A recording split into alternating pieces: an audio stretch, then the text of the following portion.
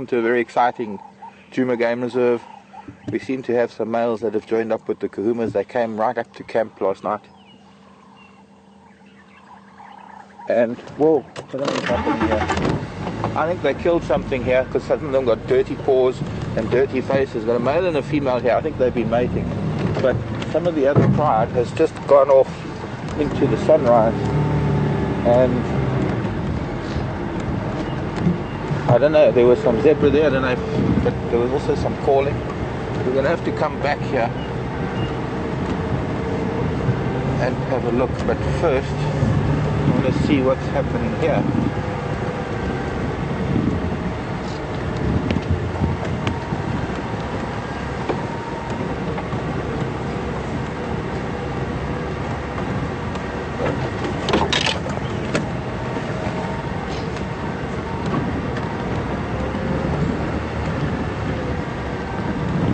I think there might be.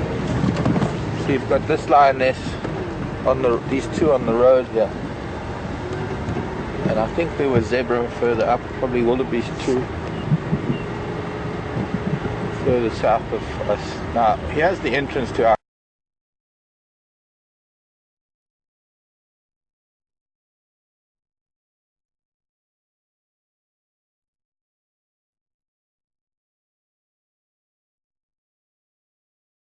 camp.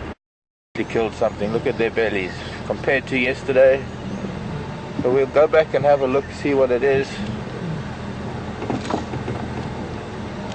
Our stations in Gala, quarantine and Vuetela.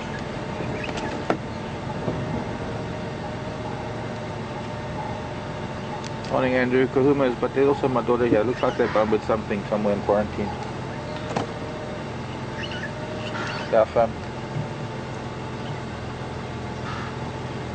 Must be at Matimba, I think.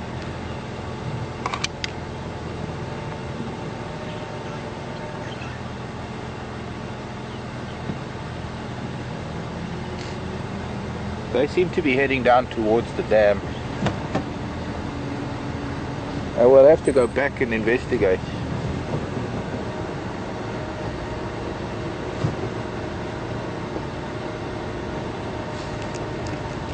Very, very fat lion.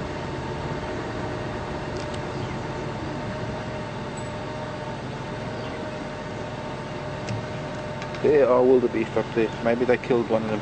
Mark your guy.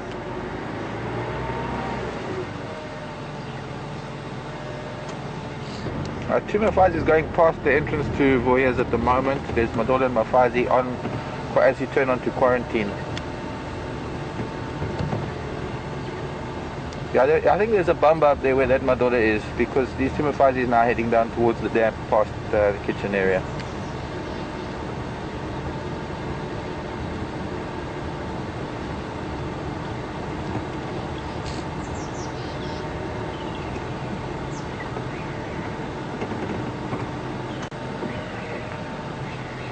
Yeah, you could probably see them out the window. Oh, wrong radio. I need radio. They've been up and down on this road. These are not the only tracks. You can see the two sets of tracks that they are walking now are but two sets amongst dozens of sets. It seems like they've walked up and down this road several times during the night, probably to go and drink.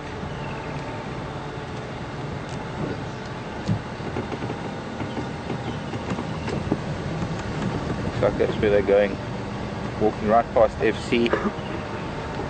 FCs are now, in fact they're walking, what's she going up to the gate? Was she looking at Andrew? Looking at Andrew's car. Just as well he didn't walk to work this morning.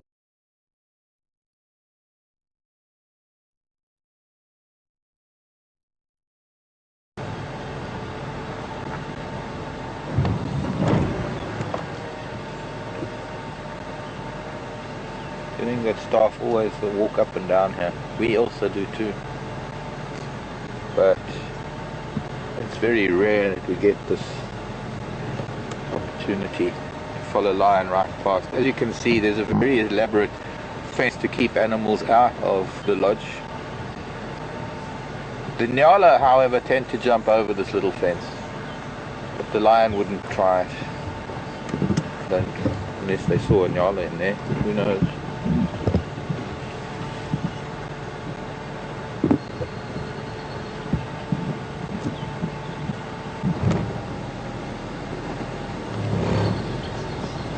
Schools are shouting at these cats now.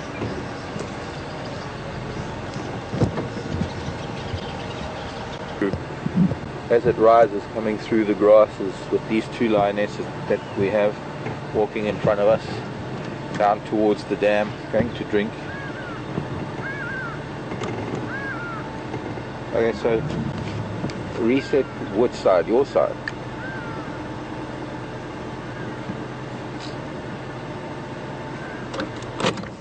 If Andrew's got picture, then how come we're not sending picture out?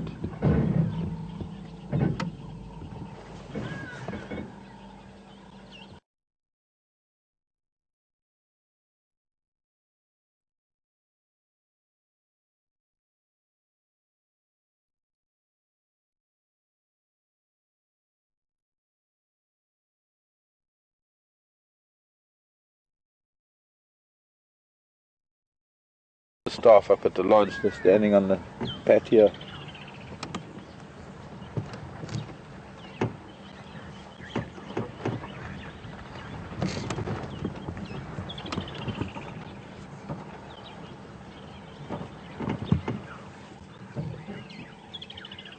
So I unfortunately didn't see that lovely big male that we opened up with earlier.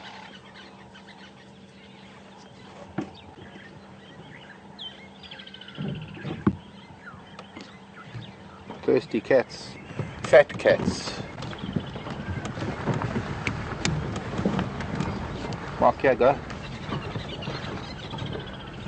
Yeah, I'm still with Djuma fuzzies at the dam. I left some of the rest of them up in quarantine.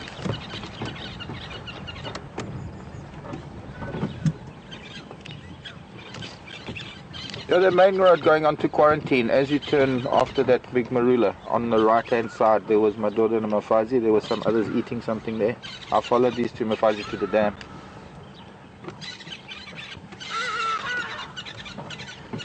Affirmative, yeah. So they're more sort of on the western side of quarantine, that northwestern corner.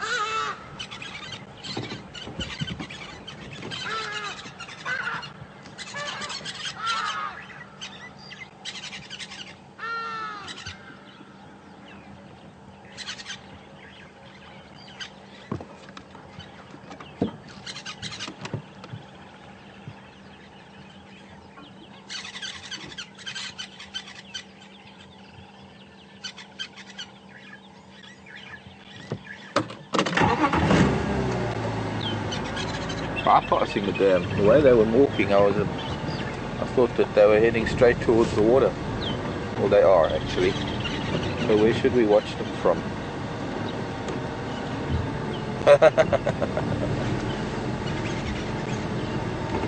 Texan is saying the lion in Shanghai, saying the lion on honeymoon.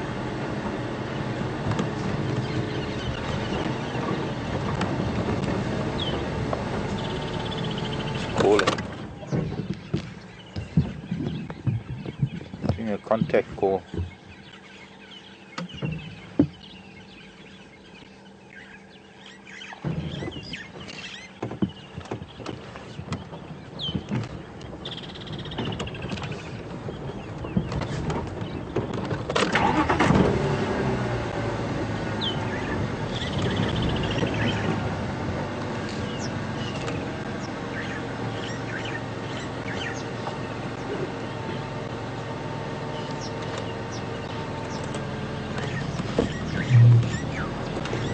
What are you doing, girls?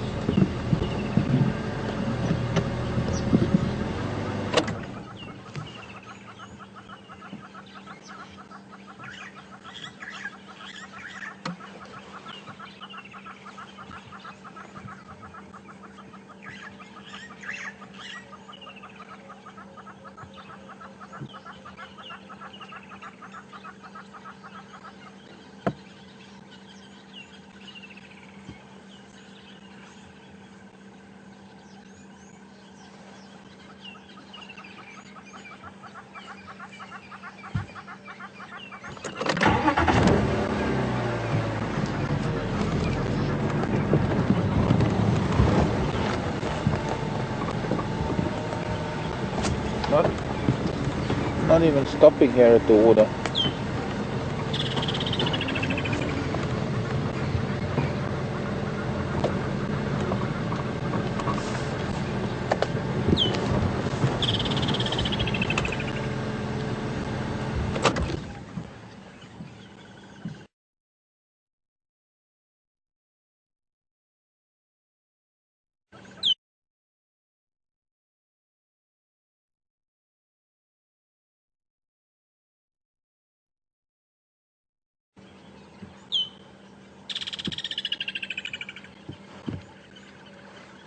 You can see the second cat has she's quite pink around the shoulders.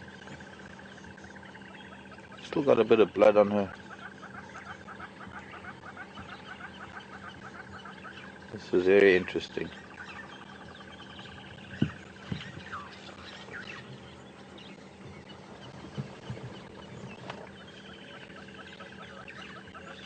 Sisters in arms. Right, now I think what we ought to do, now that they've pretty much settled here, we need to go back onto quarantine. We need to go back and find the rest of the pride.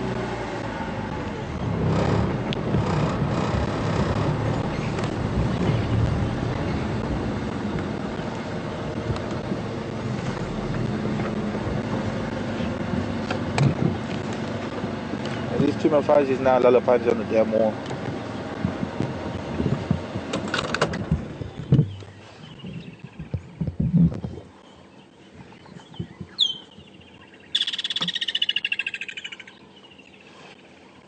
Yeah, copied. I think just a little bit further south from them, there was something there in the grass.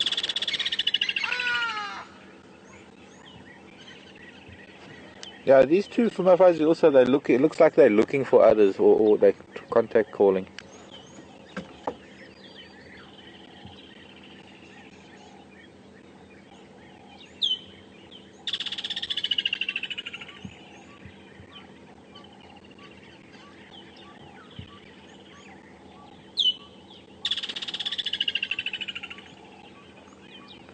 Jackson is saying that it could be that the Birmingham males were here, and then the Matimbas arrived, and there was a bit of chasing around. Could be why these two have come this way, probably because there's a little bit of conflict going on, and they just want to get away from it all.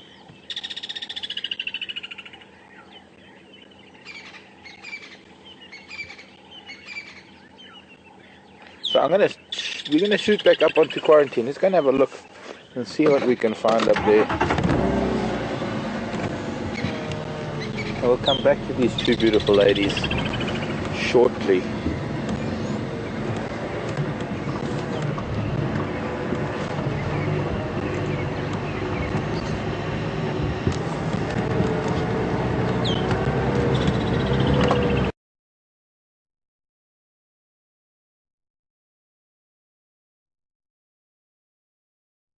It would be interesting as to we're going to just take us drive straight across quarantine.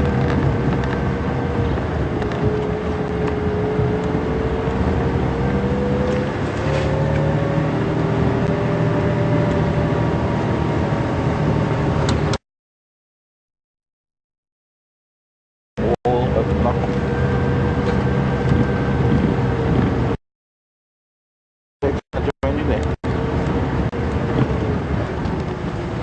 More tracks of males here.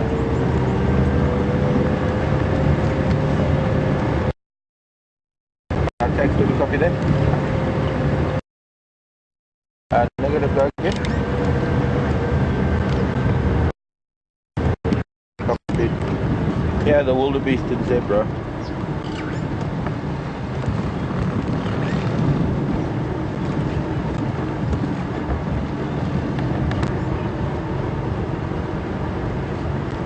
Someone lost someone. One of these groups lost one of their herd last night. 4 zebra.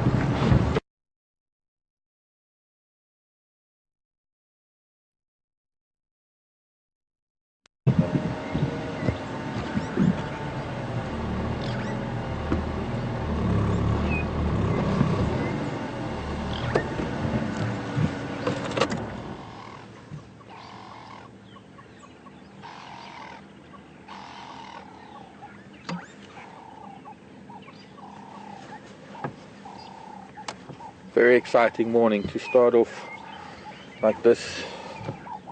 Of course, make it very difficult to beat this. And then the wildebeest starting to follow. There's our little shelter if it rains. I suppose we can think about taking it down now. I don't think we're going to get much more rain. Who knows, maybe April, May, sometimes even in March. Last year March we had big rains, brought rivers down in flood.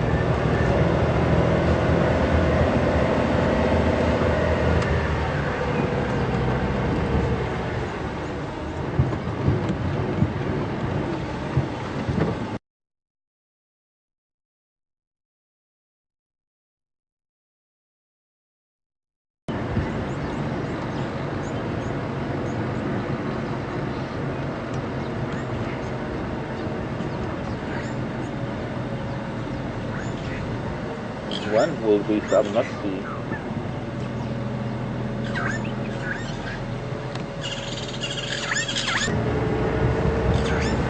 There's the bull. Keep it right there. Oh, there. Completely stripped apart. Get hold of Alex. You know what? I think this might have been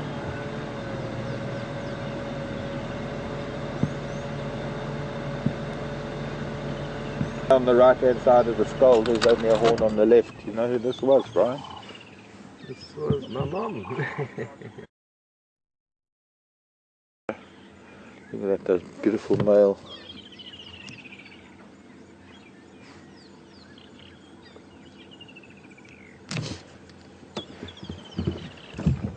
Jackson, come in.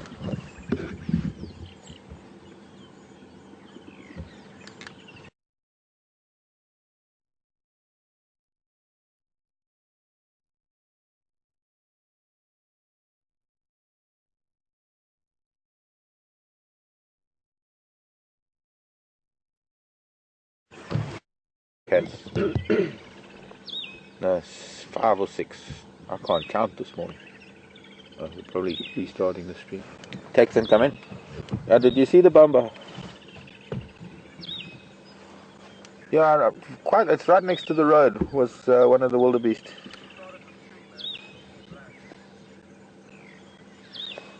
I can't find any more Ngala, but it was that one wildebeest, the one that had the broken horn. Yeah, Kabisa.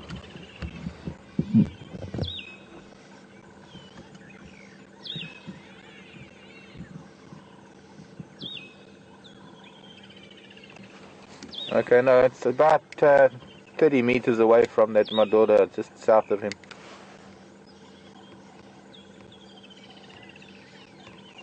Completely finished.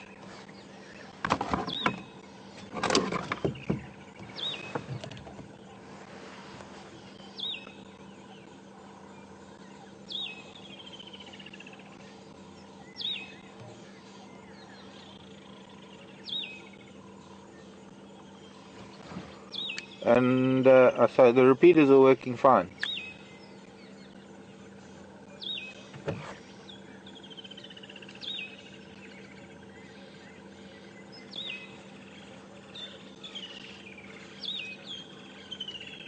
Must be London somewhere.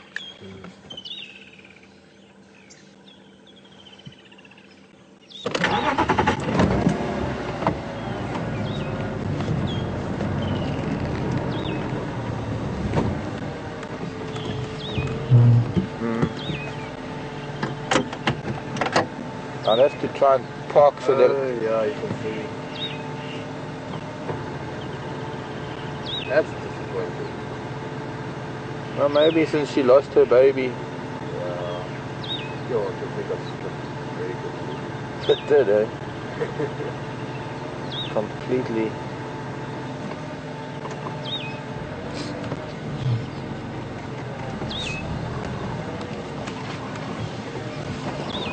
Interesting thing is we can now look at the skull and see, when they're not here, we can look at the skull and see what might have happened to the horn.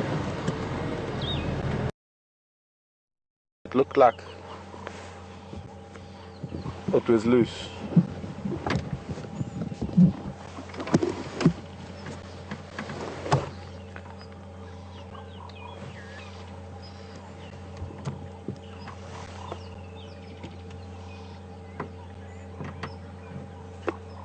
There, look at that.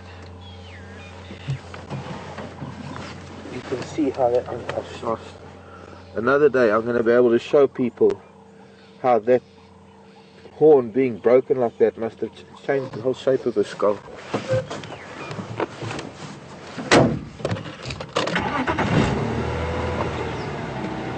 What was that? Oh, you got a picture again. Good, because now I can show you bits of this carcass, everyone. This is the wildebeest that we all knew as Brian's mom. Rather it was. Is that... Well, we can see from here now. The skeleton, there's not much left. They've eaten pretty much everything. We've got the head, part of the cervical vertebra here, and some of the front legs. We can see the skull and this horn that was flapping on the side of her skull. It must have been like that for most of her life. I just had a brief look. I parked while we were waiting for the picture to come back. I parked in a way that blocked me from that mating lion couple over there, so that they couldn't see what I was doing. And just flipped the skull over, because ordinarily there would be no reason why the horns would break during a kill. And as I flipped it over, this horn landed exactly the way that it has been in life. And judging by the marks on the skull, it looks like she's lived with this for a long time. Where the kill site is, where the actual kill is, just a little bit further back. A pair of shoulder blades, and in between that there's some ribs and part of the back legs, femurs. So they completely disarticulated this poor animal, and it must have been quick, because they were quite hungry, these cats. And it possibly happened earlier on in the night. And that's what kept them here all night. If they hadn't have killed this wildebeest, they probably would have crossed over through quarantine and gone somewhere else. There, she's getting up. Maybe they're going to mate again.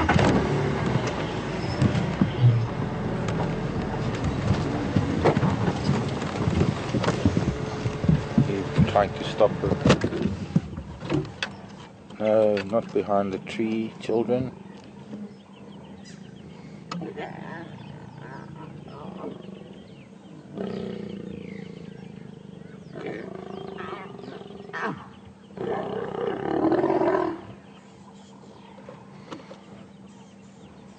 We're going to go and sit with them for a while rather than sit with the carcass, and hopefully we'll get to see that again. Very interesting process, the mating process of lion. It takes quite a while, a few days in fact. And there she is, lying on her back, quite a typical posture after copulation. Hello big boy, where's your brother? Oh, she's snapping at him.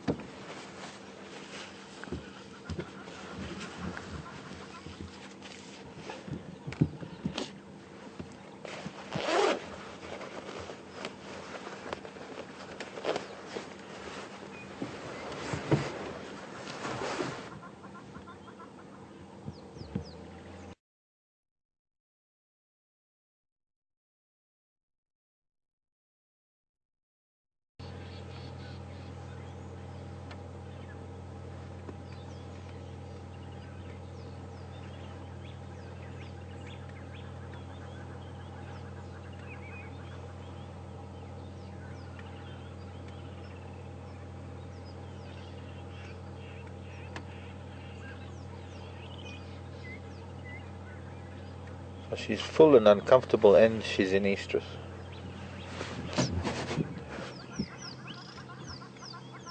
Guess she's a bit cranky too. She looks very full.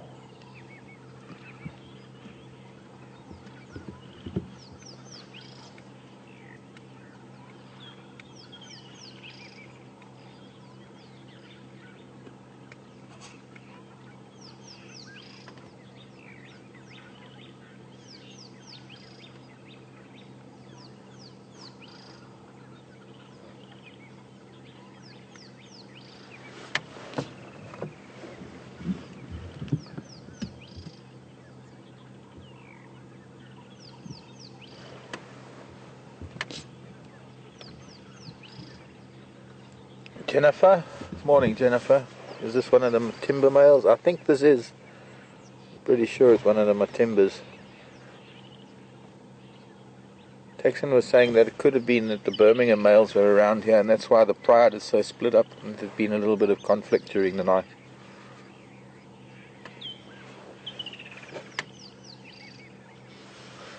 And hence the 2 lone females down on the dam contact calling and looking for the rest of the pride. I hope we can catch up with them a little bit later. Kid in a candy shop this morning. What do we look at first? Where do we go? We're going to stay here with these 2. Mating line are rather interesting.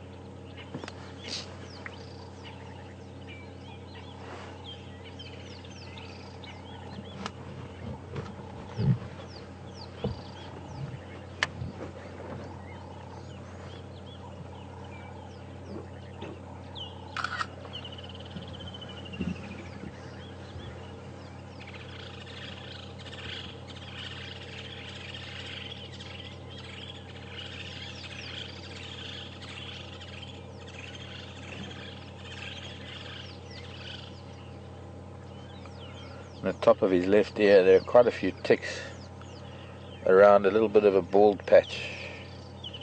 It's possible that the ticks are just exacerbating that little scar that he's got on his ear. I'm sure that's one of the key features in identifying him. For those of you who are familiar with the lion of the night, with so many lion running around and no moon.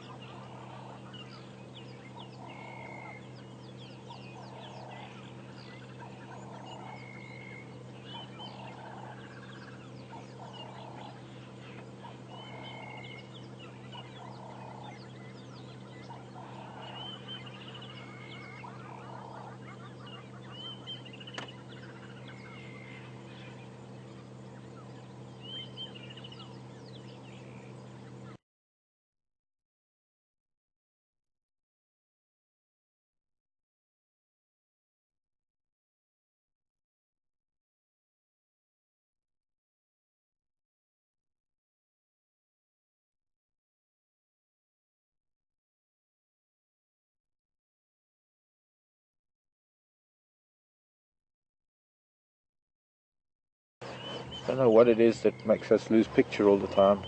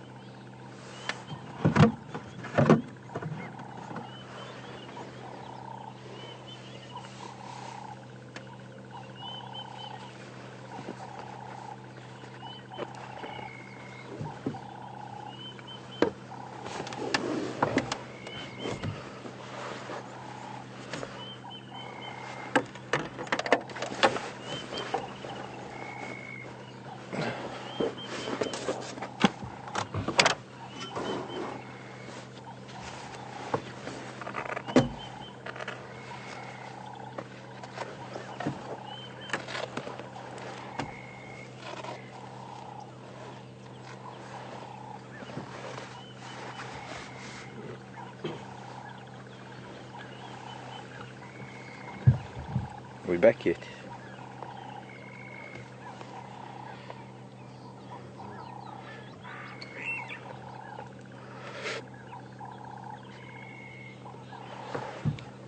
Thank you, we're back again. I'm just going to have to try and keep redoing this until I can figure out what's going wrong on the other end of the planet. I suppose this is maybe the European side of receiving our signal. Because we're all good from this side going out to the rest of the world. So somewhere there's a hiccup. Unless something's playing with the undersea cable or something.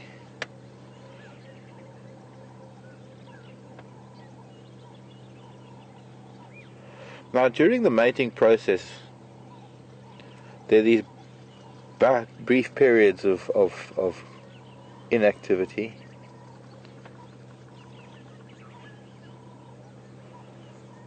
Or rather, there are these long periods of inactivity and brief periods of intense activity that last only a minute or so. Intervals can be anywhere between 20 and 30 minutes, so there is a bit of a wait to see what's going to happen. And what would be interesting is which female this is. If anybody could identify who this particular female is that is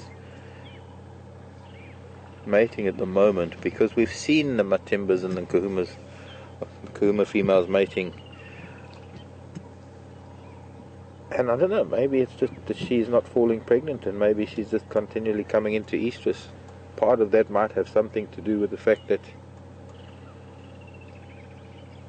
there is a lot of lion activity going on.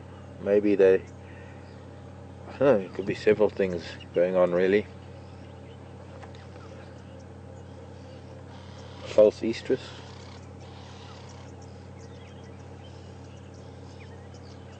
See, sometimes lionesses will mate continually over a period of time.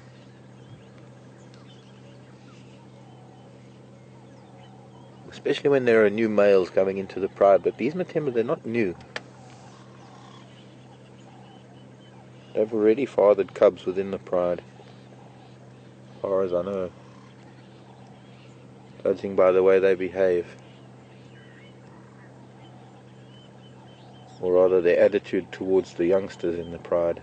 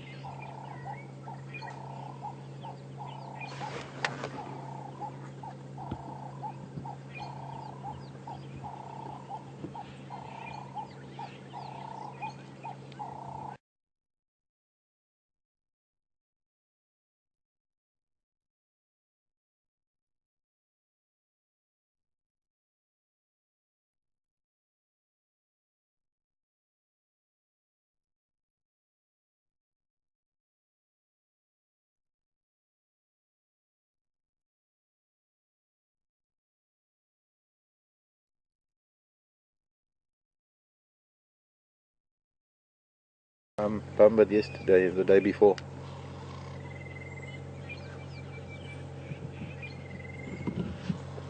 Okay, copied. Confirm you're at Gowrie Dam.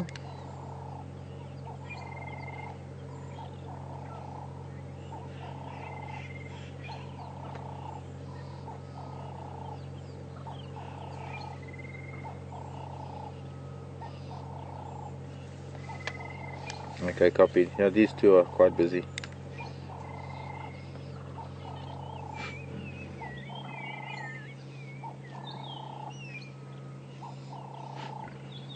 No, I didn't copy that. Thanks a lot. Well, sounds like the wild dog are on their way here to Djuma, as well as the whole pride now. Where we left those two lionesses, it sounds like the rest of the pride have all joined up just south of Gowrie Dam, or Djuma waterhole, and there seem to be 8 of them there, with one of them a timbers, which means that none of the Nkuhumas were lost to those Birmingham boys, so whoever it was that those cats killed must have been another cat entirely.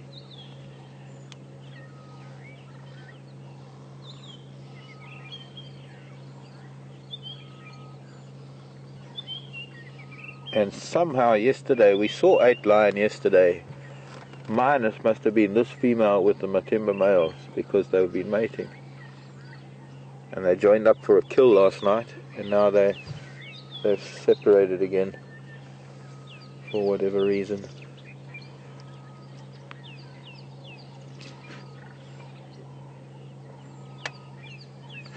They're going to get a little bit hot here in the open.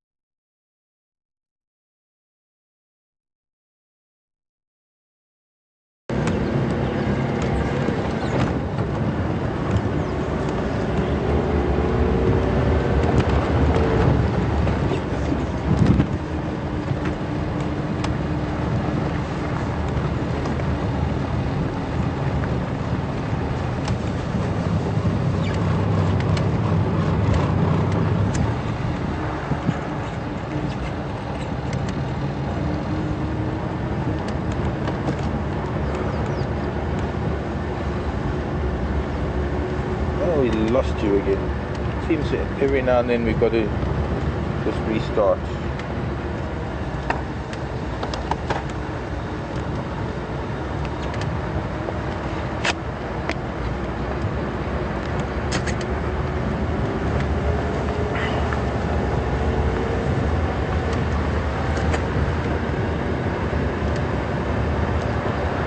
We'll do a round trip around quarantine just to see what we can find elsewhere. in this open area.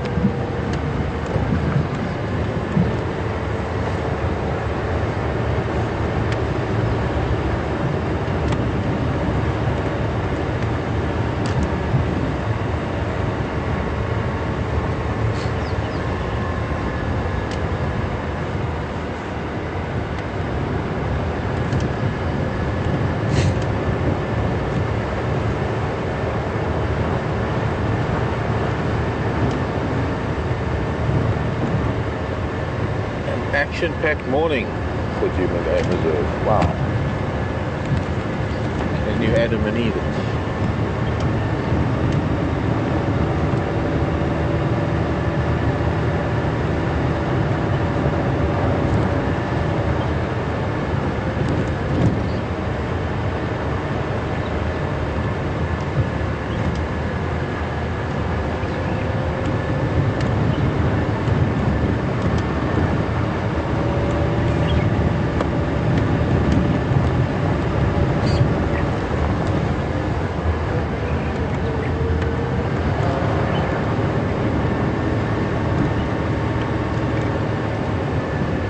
Leaving my daughter Mafazi and Gala on quarantine. Open lock.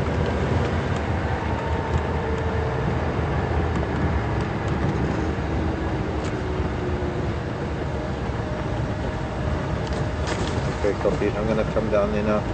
Here's some of our kudu bulls.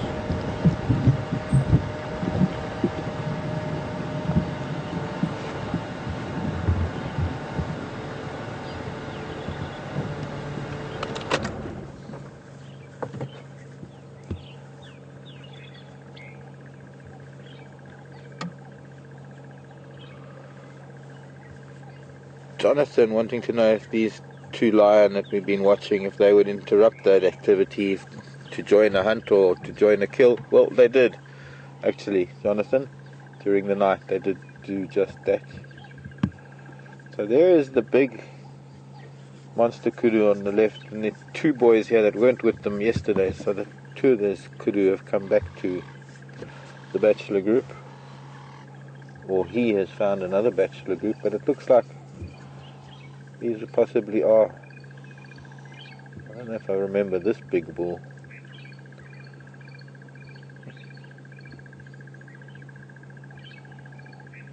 It's all about stripes and horn shapes, but I don't recall this bull, because he's also a big bull, but he doesn't have a very tight twist. The one on the left is one of the youngsters, I think, that's been around for a while.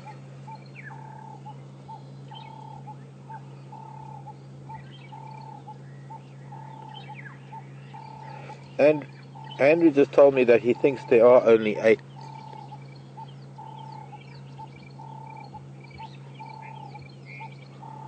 So wild dog-eyed Gwari Pan. It's interesting, they've just come onto Djuma. Pretty thick bush there, but they're probably going to stick to roads. They might even come this way eventually. Oh, and there's a number 4 bull, much further back.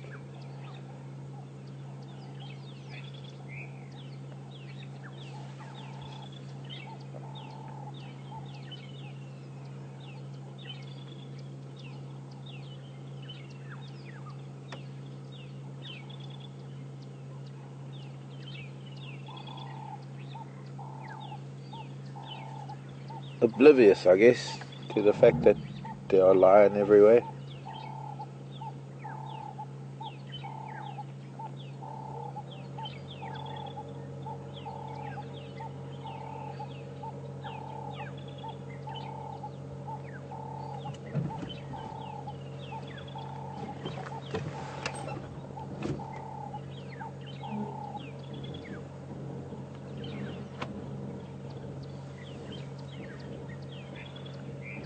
Okay, let's go down to these tracks.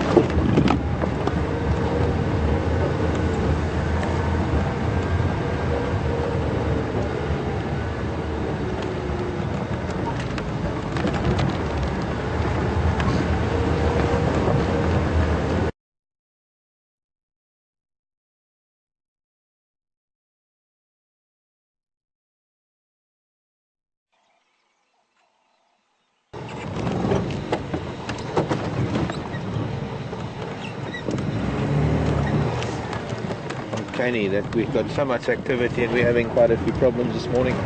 I guess tech issues, all the excitement. Now, I was going to go in there, but because the whole pride, the rest of the pride is here, and just trying to get a good position to be able to see them. There we go.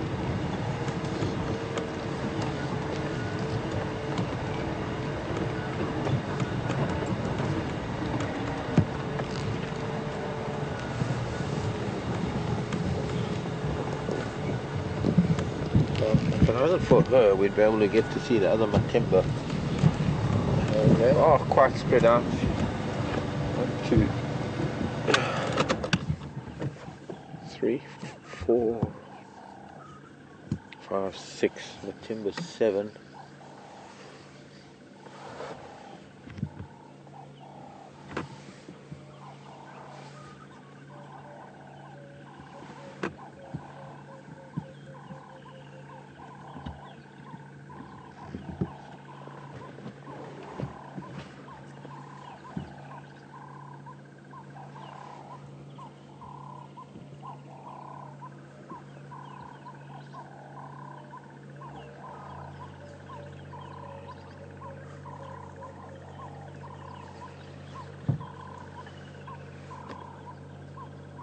And minerals from the soil are actually leached out into the surface, and they cause a little bit of erosion in these bare patches of soil, and typically one finds things like tambuti and guari. And the guari is almost an evergreen. I mean, it's got leaves and they're very, very dense little bushes, so they always have good shade, and I suppose the comfort of lying on the flat sand rather than amongst grasses makes it appealing.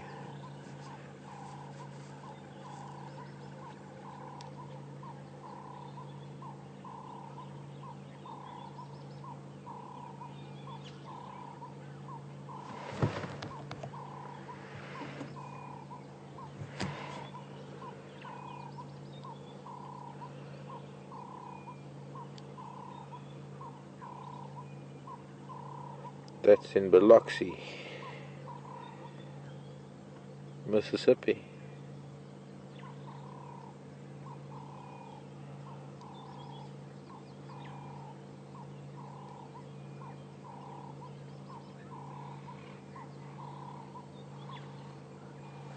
There was that Laura asking if a lioness mated with a male from another pride, would she then join that pride? Not really, but yes, sort of. I think it's more a case of a lioness. You see, sometimes when in a lion pride, if the pride gets too big, this is something I've noticed in the past. If a pride gets very large, you might have a lioness that raises her cubs separate from the pride, like a splinter group of the pride. And her cubs, instead of joining the pride, her cubs become nomadic and they move off. And possible then female could then join another pride, but it's very unusual. And then if she does, it's more a case of they would then form their own pride rather.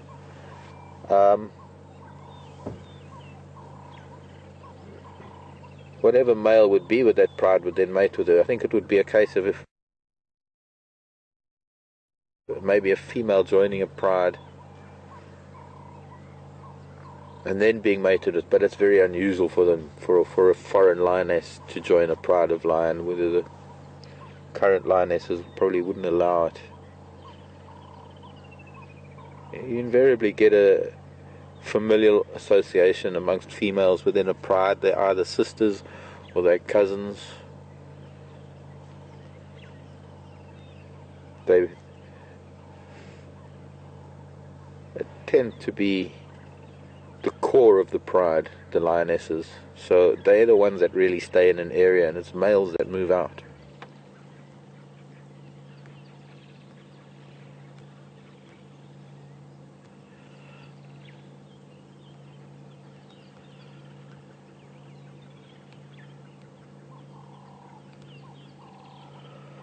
now, since these cats are asleep, I think we can leave them be for now. As the sun climbs higher and it starts getting hotter, they're going to be going into deeper shade. They're not going to go far. In fact, this evening I think we might even be lucky enough to have them going to drink at the dam eventually. They are going to spend the day sleeping, especially digesting the remains of that poor wildebeest. Good night, children. Sleep well. We need to start making our way on the other side of this riverbed, of the Mulwati River,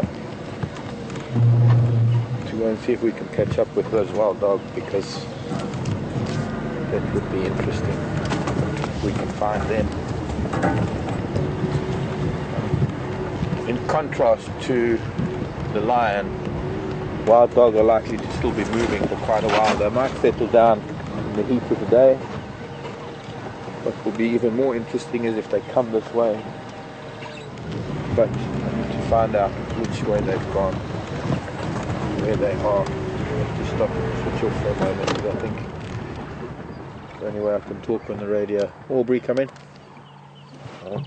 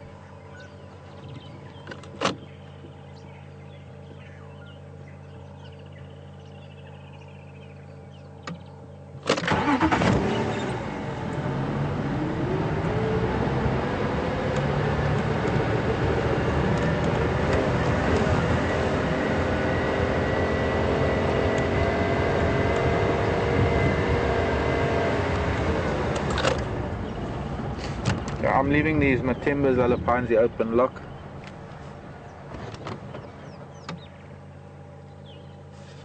Yeah, they're quite spread out, so I couldn't really count them. I'll come back later. I want to see what's happening with those Madach.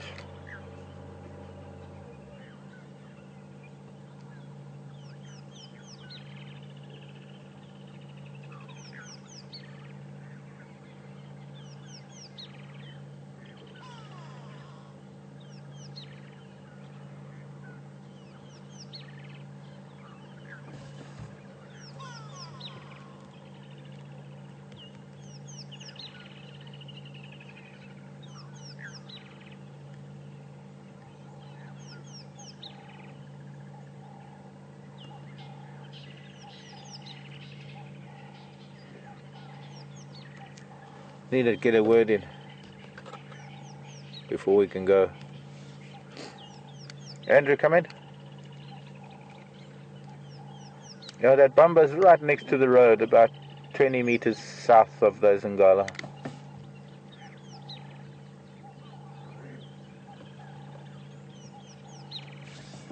Yeah, it was that Konkoni with the broken horn.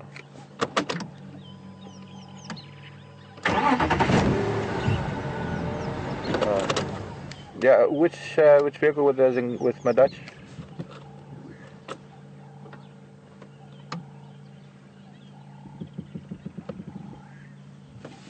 Aubrey. Yeah, Orbs, where you now?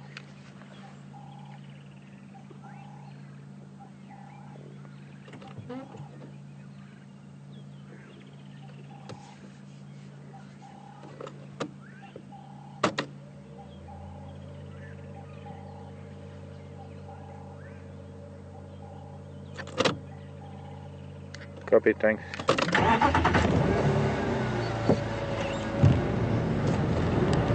Okay, time to go and find out what happened to these wild dogs, because they've moved south and west of Warripan. Means they might be coming up Central Road towards us.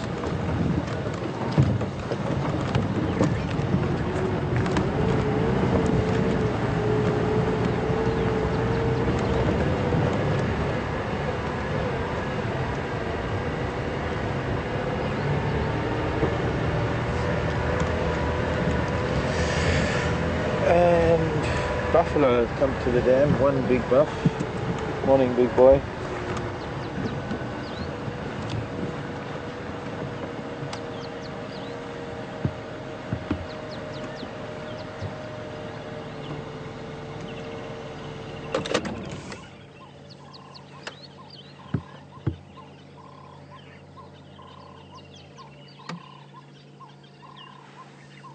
I wonder if he's picking up the scent of cats. Looks like he was sniffing the air a little bit. Yeah, look at that.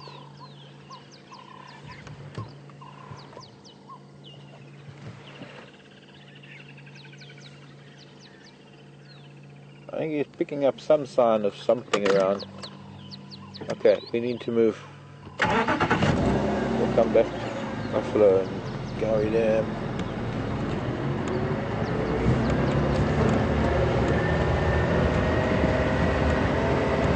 Welcome to Wild Earth. Did I tell you my name is Mark? What is that? Here's the heron. And Brian is on camera. Andrew is in final control, handling all the crashes we've been having this morning.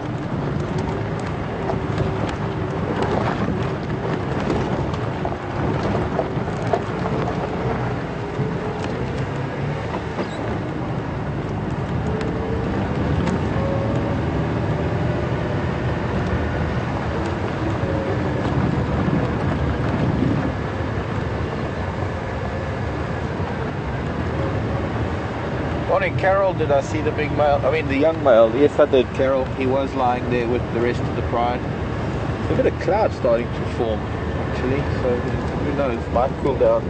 We're going to have to come back here on our way back at the end of drive, so we'll end off our drive with these cats. Maybe they'll have moved position. Excuse me, doves. Sorry. We will come back to see them and try and get a better idea of numbers by the looks of things. But earlier on, Andrew said to me that it looked like he had 8 lion there plus the one Matimba, and then he revised that. He said no, there were 8 including the Matimba, which made 10 in total, 8 Nkuhumas and 2 Matimbas. Now unfortunately that does lead us to believe that that might have been one of the Nkuhumas that was killed by lion a couple of days ago, 2 days ago. It was discovered yesterday morning.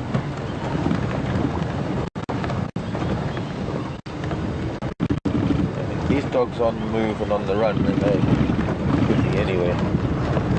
Hoping that we can catch them because they can cross this property in the blink of an eye. I only hope that maybe as we come up onto the rise heading towards the rock, maybe we can bump into them, because they went into some really thick bush heading west from Gowrie Pan. But Aubrey seems to think they might have been heading a little bit southwest, which would bring them out onto Central Road. And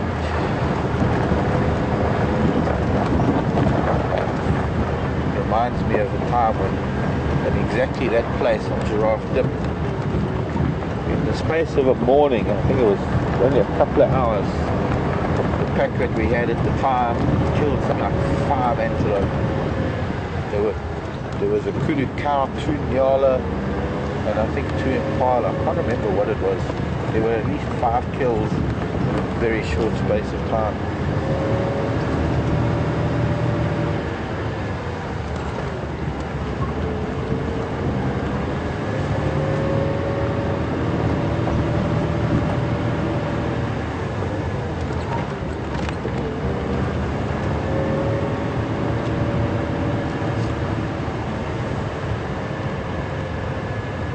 Weirdest thing happened to me on my way into the reserve when I came back the other day.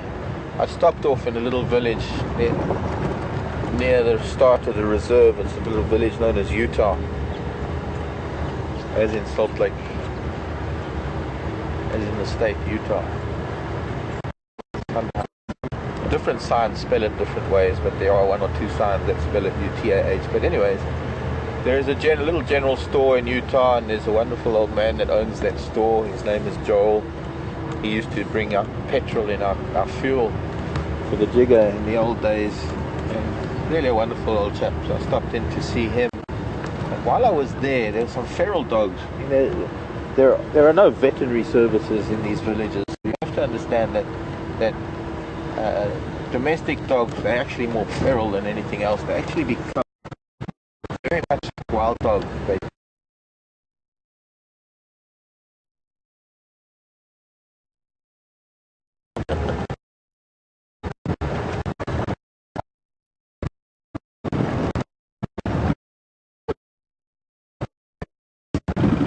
It's like an April, almost May morning. It's gonna get warm, I think.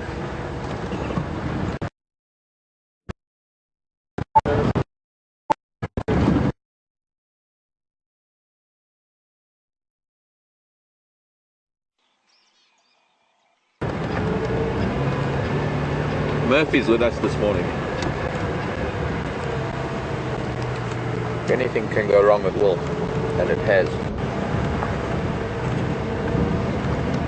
Andrew reported a power outage, a quick power drop, and he was about to go and start the generator, I think, and then the power came back. So we're not only losing signal overseas, we're losing signal from Wendy, and we had a power outage. Throwing everything at us this morning, but we come back stronger every time. Excuse me, chewing little energy bar.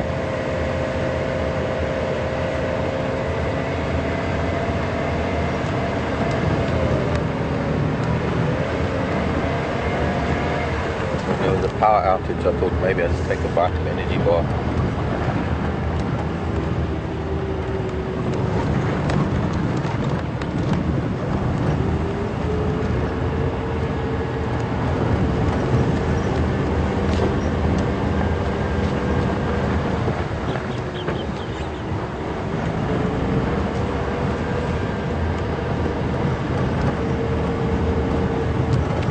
Hello, Linda. Back to Northern California. Okay, it looks like these dogs didn't come out here to Central, which means they might have gone towards Buffalo's Dam. Linda is saying, is it not unusual to have so many animals around? I think Linda's referring to the prey species, the wildebeest, the zebra, the impala, the kudu, all of those animals that are out there in the open area. Not unusual to have them around when they're lying around, especially I suppose after they've been hunting.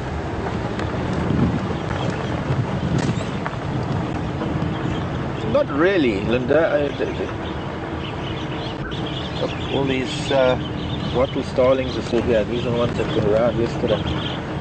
Not all of them, but there are a few. Noisy starlings.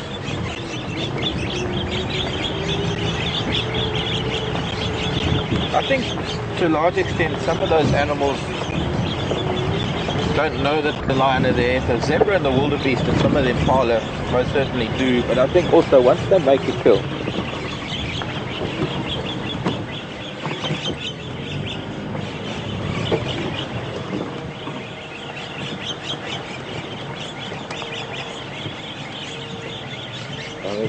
it's a leopard-shaped piece of thing in the bush here.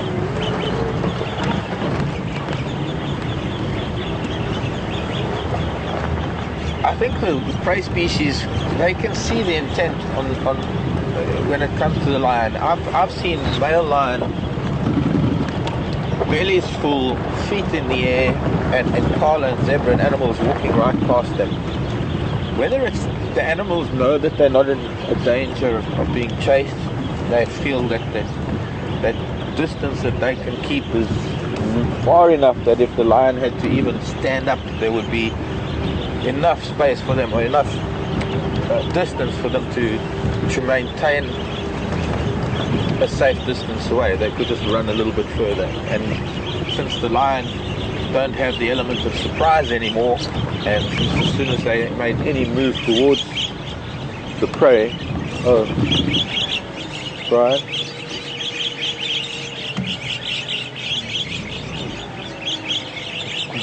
starlings. Come back for starlings, mate. You've got another good dogs. They didn't come to Central Road, which means that by now they're probably quite far away.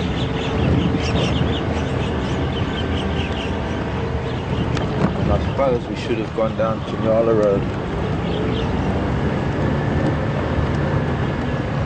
We're just going to have to go past Borripan and then down towards Biffles of Bab. I suppose a possibility that they might have turned north, headed towards Biffles of Bab.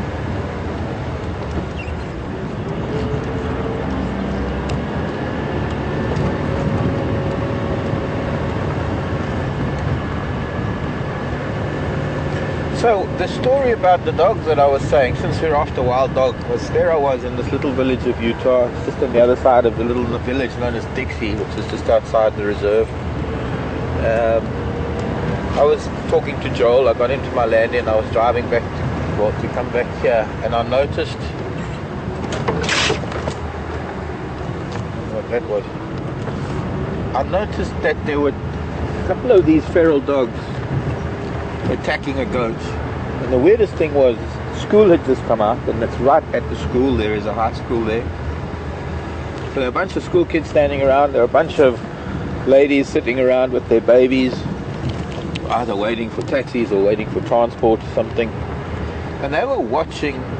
And of course there was this herd of goats, but these dogs had separated one of the goats from the rest of the little herd. It was like a big adult dog and it looked like two sub-adult pups. And these are feral dogs. They just sort of... no real breed, really. I think there's just so much crossbreeding amongst all those dogs. But there are no veterinary services, so these dogs don't get spayed or neutered. And they breed excessively. And of course they're not looked after in the way that the Western world looks after pets, in that people buy dog food and things. These dogs eat scraps from the humans and they catch a lot of their own stuff, mice and rats, but they do have a pack mentality, and this is what was happening. This goat was being attacked. They were tugging at it, they were bleating and screaming, and none of the people were doing anything. And goats are their livelihood. Goats and cattle are their livelihood, and I was wondering, nobody did anything. So I drove straight towards them, chased these dogs off. I got out of the landing and actually physically ran at these dogs, chased them off with the goat. The goat ran off.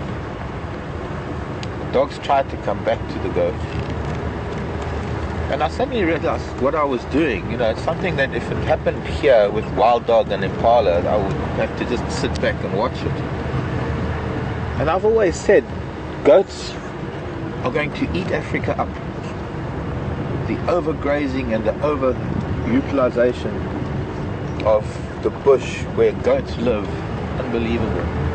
And here I was saving a goat from feral dogs. I don't know why. But the point that I tried to make to the people that were sitting around is, if those dogs have learned to do that with goats, the next thing is going to be a child. One of these days they'll go for a child, because they are, as I say, they are not fed. They all look very, very scrawny and mangy. Wouldn't be surprised if there's rabies.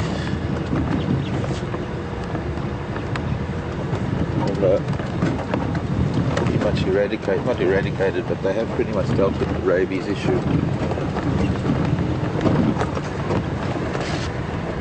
For the time being, by the looks of things.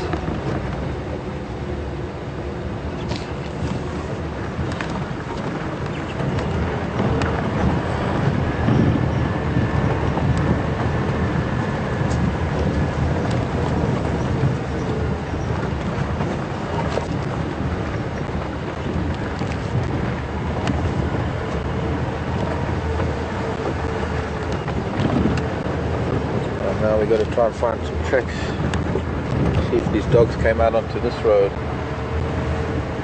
They're in this very dense area on our left, and well, they were.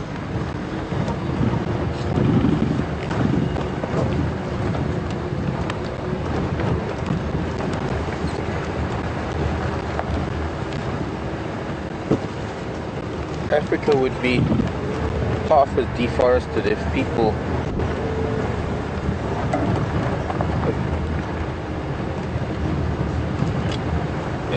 managed to domesticate things like impala rather than bring goats to Africa and sheep. Think of the wild indigenous species that have made way for goats and sheep. Cattle, I suppose, to some extent, but cattle,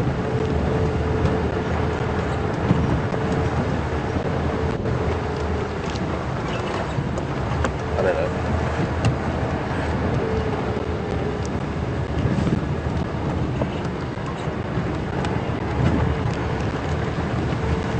Doesn't look like any dog tracks on this road, but it's not an easy road to see tracks.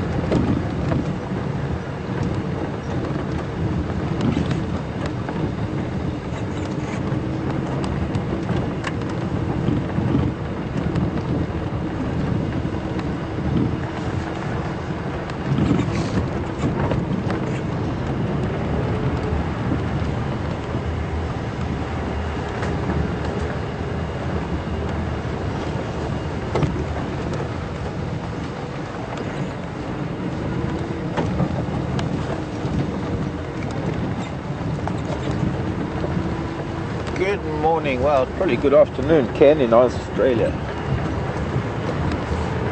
How you, Ken?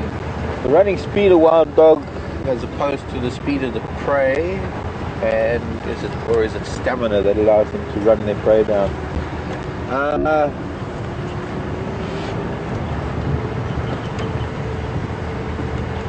Wild dog, I suppose, with hyena second. Wild dog are probably the most, or the fittest of the predators, and their method of hunting is to physically run their prey down.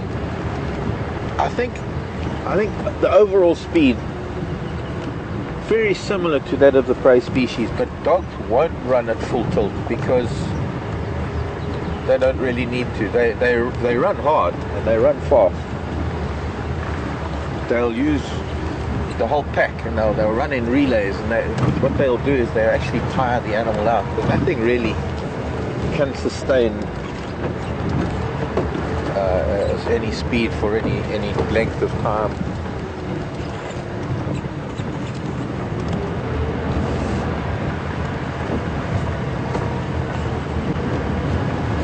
See, they could be sleeping now. Instead of trying to find their tracks, there's nowhere other way that I could, other than going back to Goripan and trying to find them from there. But all we can do now is just try and find some tracks. We're lucky.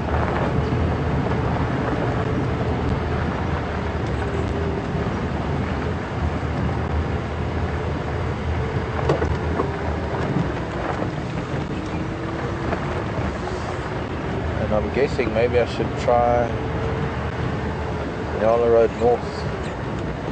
Maybe we should just go to Ripples of Dam quickly first.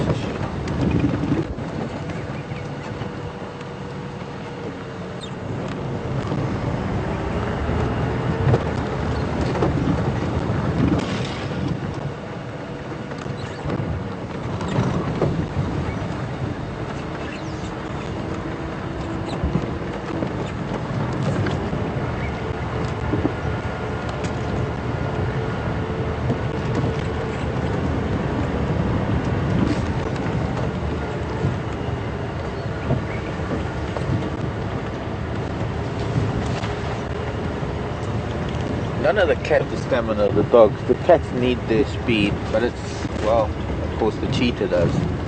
Those bursts of speed that it uses. Lion use speed, but for shorter distances than cheetah. And well, leopard speed is in its leap and in its strike, because a leopard isn't really a runner. A leopard is a stalker and a pouncer. But it does have that initial burst that is pretty strong. What do we do? I guess Nyala Road. Oops. Might be the odd spot where we drop signal here.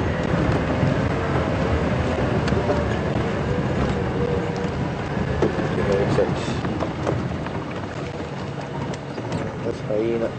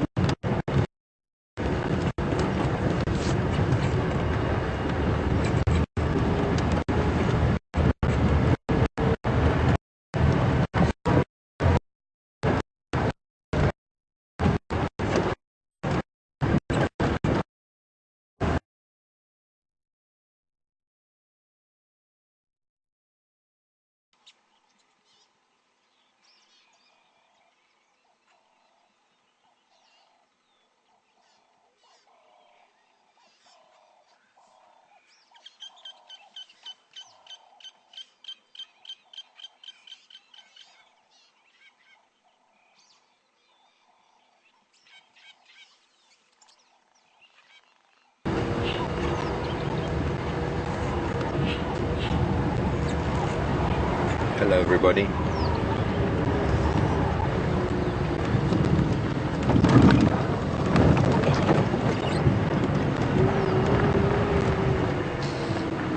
No luck, we might try maybe, let's go a little bit south. On the road south, loop around this way. And turn us down again.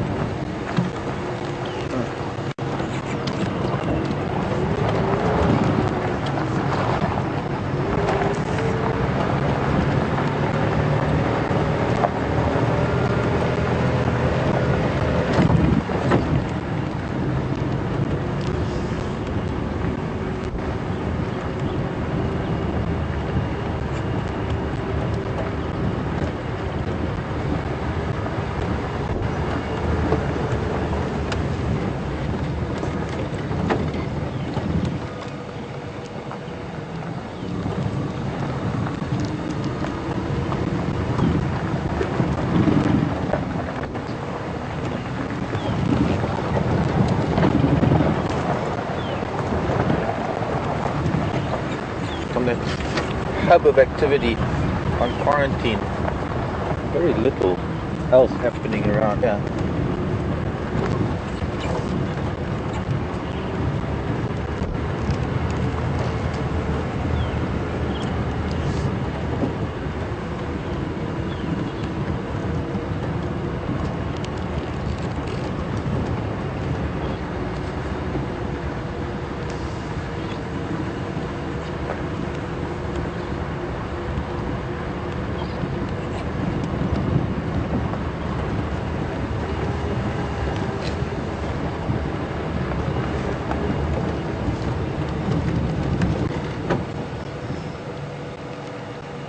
Would think that with a pack of dogs, eventually about 14 of them on the run, that I would find some tracks somewhere, and I'm not.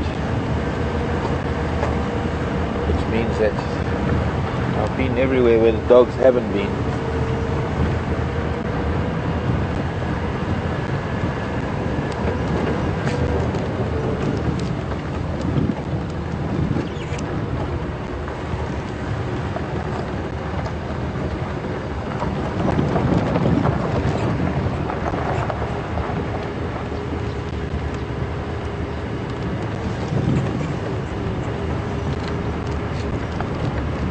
Time-wise, they could be so far away by now if they were still on the run, and if they ran single file almost across one of these roads, it'd be so easy to miss their tracks.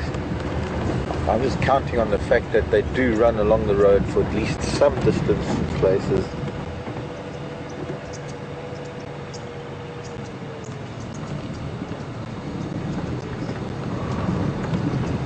Civet tracks. Hippo tracks.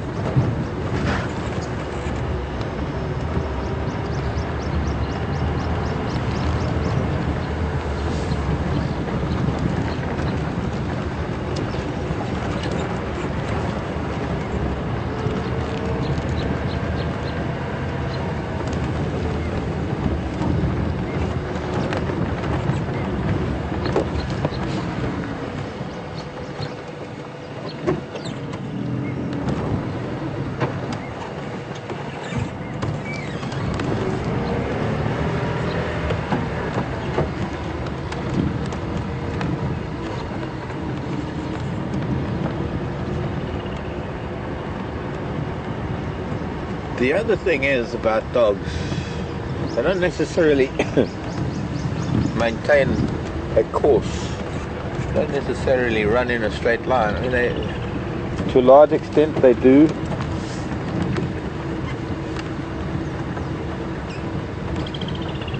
Up until a point, you know, they'll sort of run due south, for example, and then all of a sudden they'll be going around in circles because they'll be doing a hunt or something, and then they'll go off on a tangent at 90 degrees.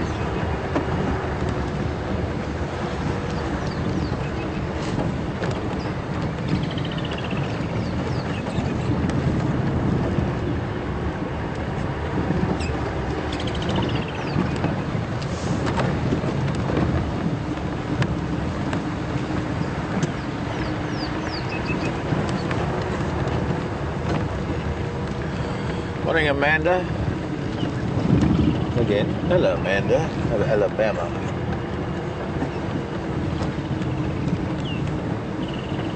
Amanda wants to know, since the lion is so close to camp last night, did we not hear anything regarding the kill during the night? No, I must have missed that. But I have to say that it must have happened early, and I guess could have been when we were having dinner, or could have been when we were doing things that we didn't hear the noises. The first roaring we heard was what? It was just after dinner, I think it was. It was the first time we heard roaring. I was just about getting ready to go to bed, and I just went to Brian and Andrew just to confirm whether they had heard them as well. And I'm thinking that the kill must have already happened, because I don't think they would have been roaring like that if they hadn't made the kill, because that would have pretty much given them away for the rest of the night. It was an elephant trap.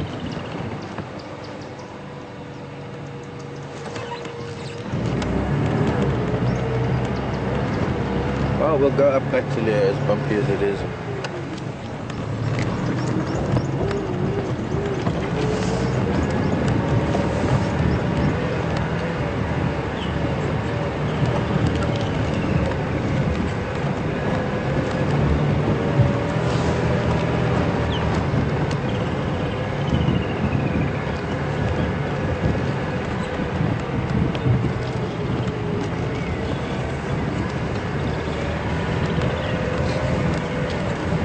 I'm guessing that the kill happened while we were eating or while we were busy doing other things. Because we heard the roaring, we heard vocalizing during the night. None of that was the sounds of alarms or the sounds of a kill. And all of that roaring must have been because they'd already made the kill, they'd already eaten. I guess the sounds of the lion on the kill, because there's a lot of noise on the kill, I guess that was just muffled by the fact that just the way our camp is situated, the sounds would have been a little bit too far for us to hear that. Or our rooms are a little bit isolated in a way that with our courtyard, we didn't really hear that. You can't not hear the roaring though. That's just the sound that rattles tin roofs.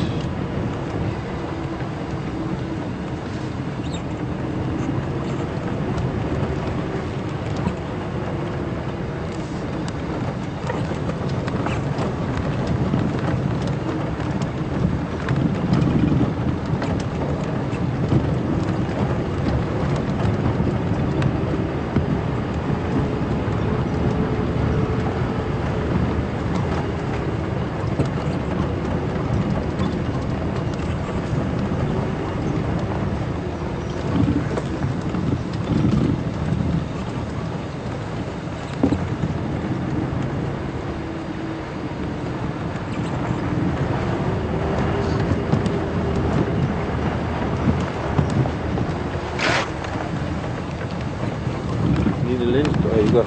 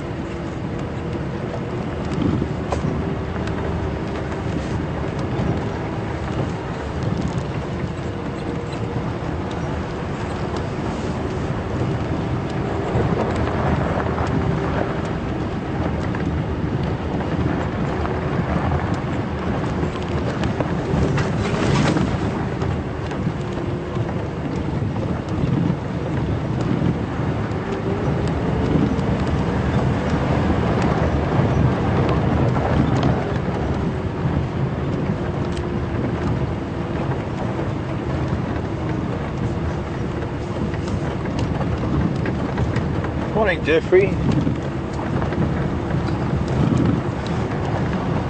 How's Texas treating you today? Gee, we've got a lot of southern states joining us this morning. Texas, Alabama, Mississippi, Tennessee. Anyone from Tennessee? T is for Texas, T is for Tennessee. I think that was a Leonard Skinner song. Alabama boys. So, Jeffrey was asking whether I considered collecting the skull of that wildebeest, Brian's mom, because of course we were all quite fond of her. Sad that she was the first birth, wasn't she? Taken. That both she and her calf had been lost. Maybe she just couldn't go on anymore. She suicide by lion.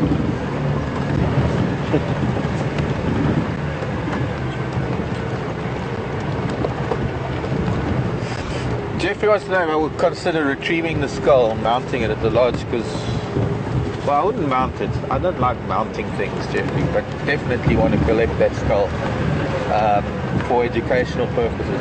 I noticed some things that I really want to have a much closer look at on that skull, in particular that horn that was broken, because there were times when she was walking that it looked like it flopped a little bit, but there were times that it looked like it was pretty solid. It looked like it was just a deformed horn. But now, having a look at the skull now, just briefly, I couldn't only do sort of a cursory glance at it. I just wanted to flip it over because it was upside down and had been chewing on the lower jaw, and the nasal cavity was, and the whole, well, it was upside down, the whole thing. And I noticed that there is a deformity on the skull just underneath where that broken horn is, and that's going to be very interesting to look at. So yes, definitely from a point of view of interest and educational value, most certainly, but I don't think we'll mount it. Maybe I'll give it to Yuri for his skull collection. I think that he would be very interested in that, since it is his property and it's about his wildebeest, I guess. No dogs here. I think we're going to need to go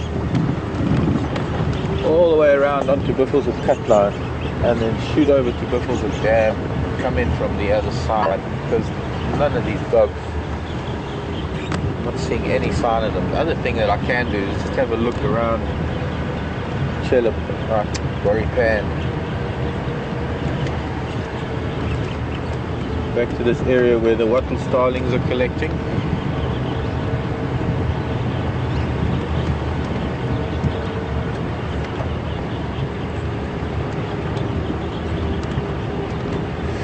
Well, we know we've got a lion in our pocket for this afternoon. It'd be nice if we could find these dogs.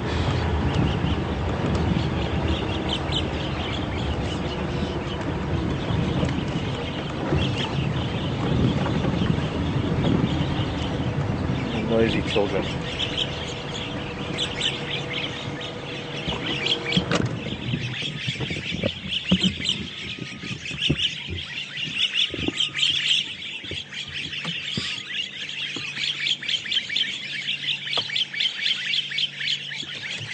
Juvenile. Let's see if we can find a nice big male with the wattles.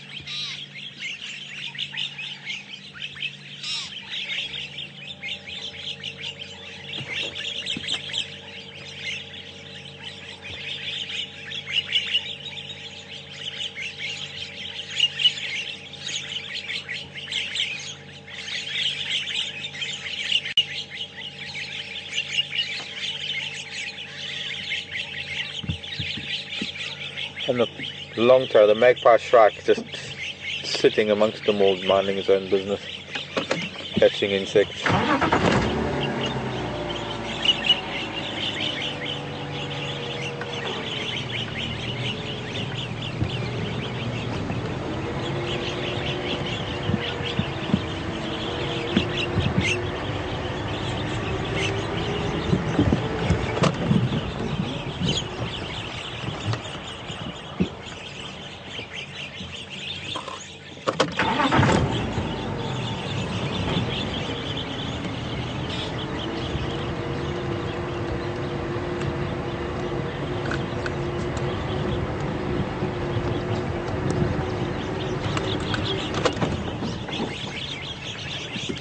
Any station slow with my dot?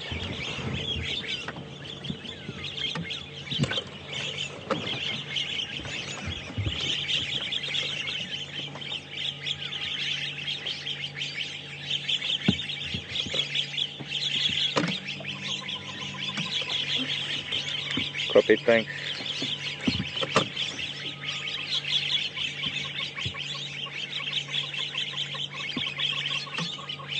Okay, copied. Yeah, I'm going to go back down central then. Do you think they were going more north or more south? Okay, then maybe I should come before the dam, before the cut line.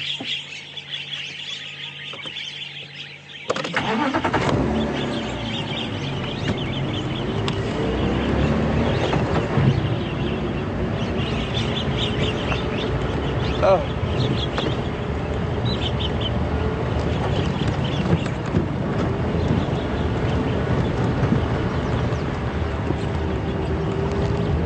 Alright, we're gonna do, what are we gonna do? Let's just take the boundary roads. It sounds like they must have gone a lot further west than anticipated, and I must have missed their tracks on Nyala Road North.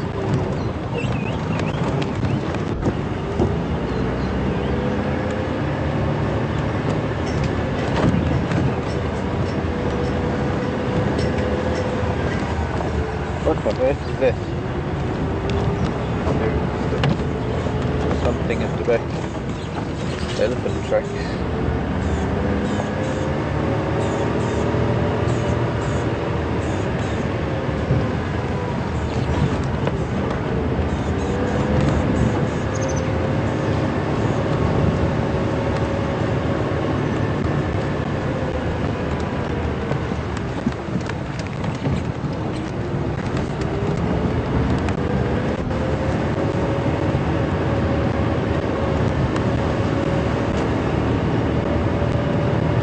This is going to keep us a lot further east than I want it to be, because it's going to be easier and quicker to take the long way around than it is to take some of these internal roads that we've already been on. Big elephant that must have just crossed here this morning.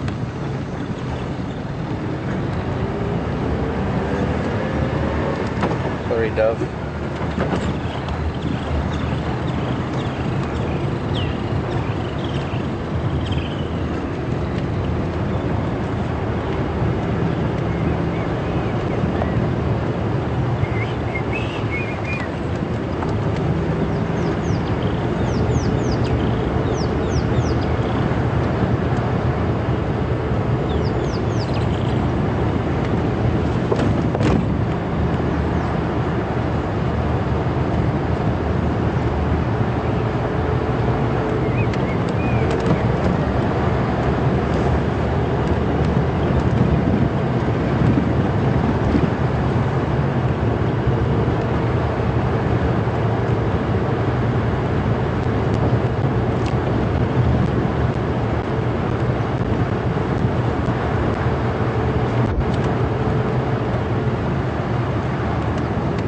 Ellen, yeah, interesting question, Ellen, in Arkansas. Would a male lion kill a female lion that he's mating with? No. I can't know. I think that sort of That's not a likely scenario.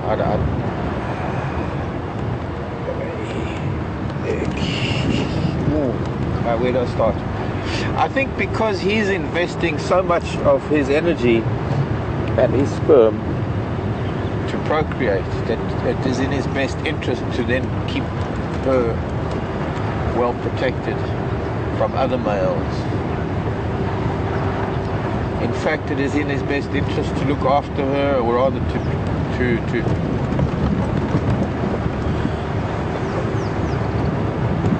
maintain that territory as long as he's got cubs, as long as in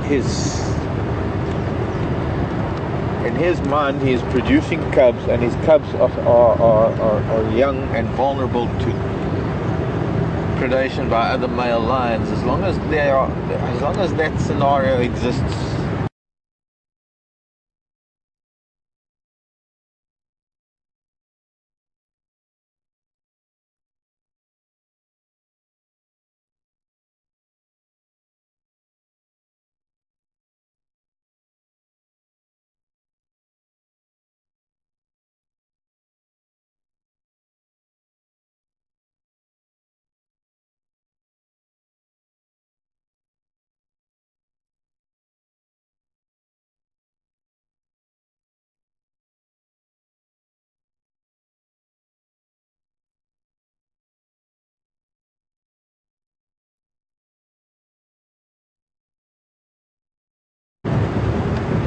the male will fight for his female.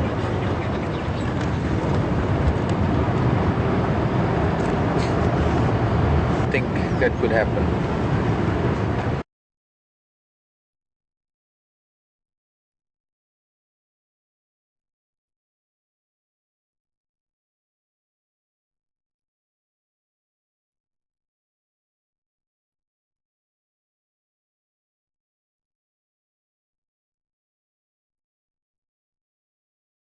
To that new with it. Okay. I'm going to try it. I think they must have gone. I've done loops, Nyala Road and things, but I think they've already gone further west. Okay. Bye.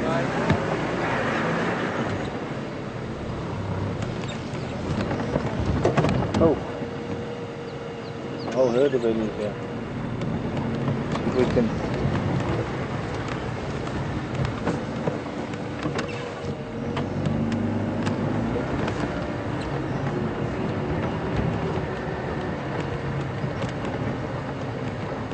No, gone. Oh, it's just disappeared. I'm not one to leave elephant alone, but in this dense round-leaf teak,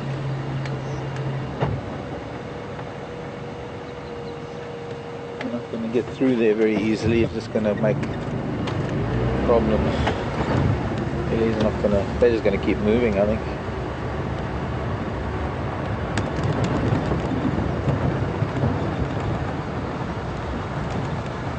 And I was just watching the vehicle approach, I wasn't looking, and there was an elephant. And then I saw other, oh there he is, well they are. Still want to go after these wild dogs though.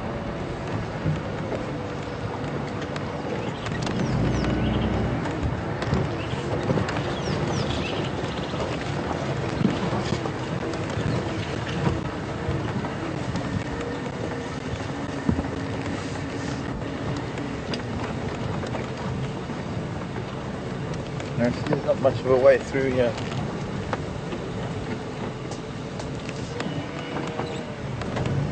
Elephant just behind, you can just see a youngster.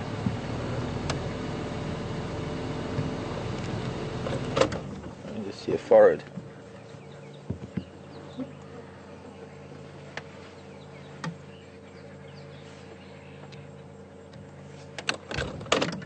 Alright, I think we're gonna just have to.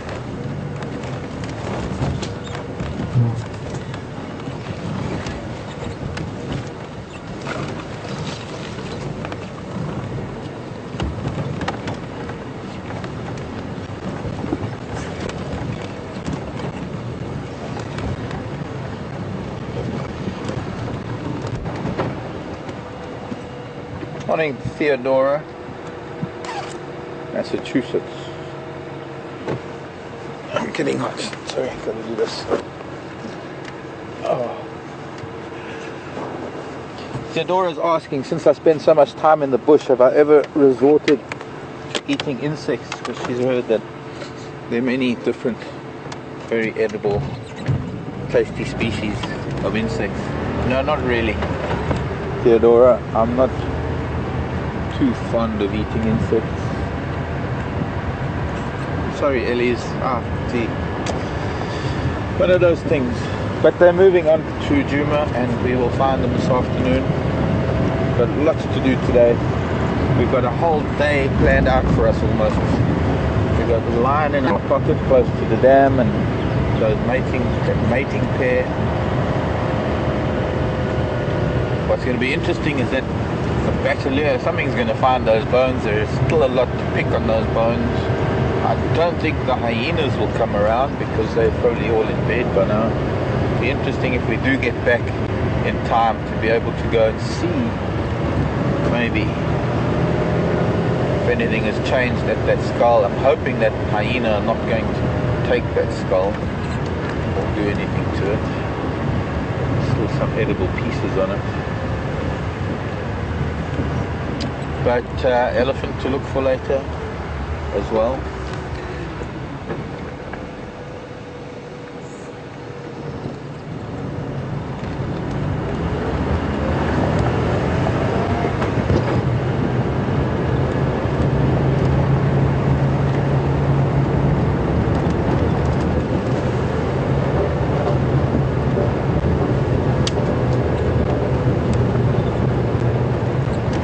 Main thing that I would like to do, since they are such an endangered species and we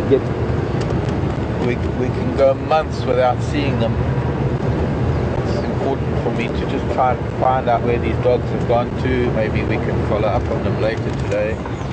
Just going to have a quick look down the length of Buffalo's cut line.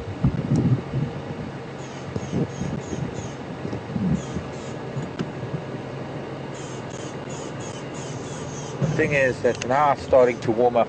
Now, even though dogs are quite active during the day, sorry Brian, you're also looking down the road. Can't even see the mountains, it's a bit hazy today. But they're going to settle down soon. And if I can just find some tracks, give me a slight idea of how far they got. Maybe we can find where they have settled down for the day, or for the heat of the day.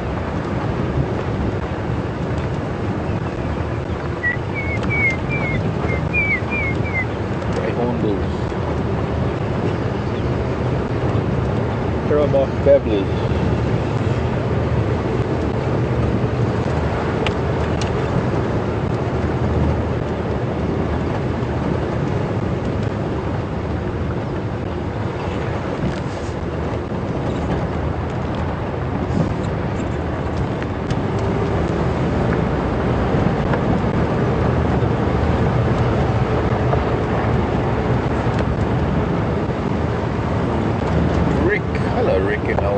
How long will it take for the domestic beetles, carcass beetles and other insects to clean up the skull?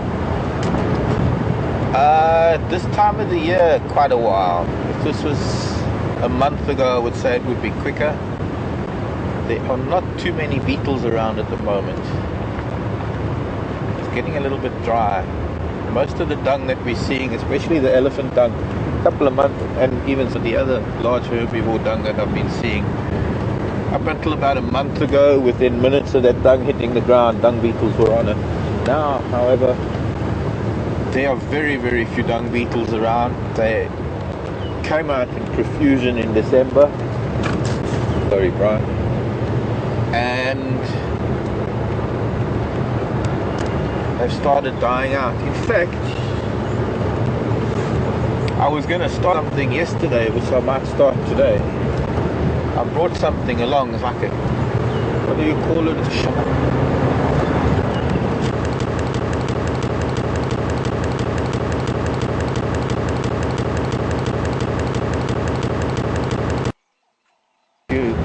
Andrew, we live again. If they crossed Nyala Road North, then they would have had to double back towards Buffelshoek Dam. I drove past this, come past Buffelshoek Dam, so I've decided we're just going to go back quickly to have a look at the dam. There are a lot of elephant tracks here, who knows, there might even be an ellie at the water. But we do want to just stop at the dam. There's no sign of it.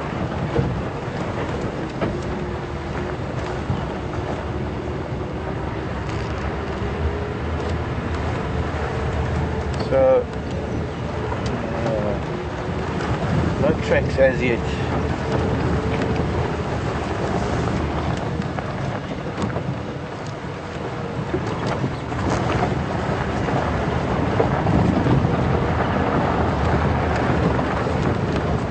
So, getting back to that question about insects.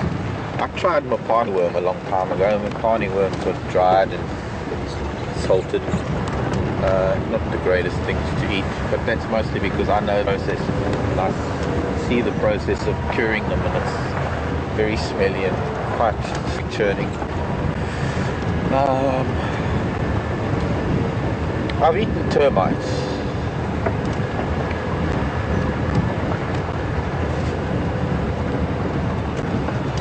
But I'm not gonna, I don't think I'll try other insects. Grasshoppers, crickets.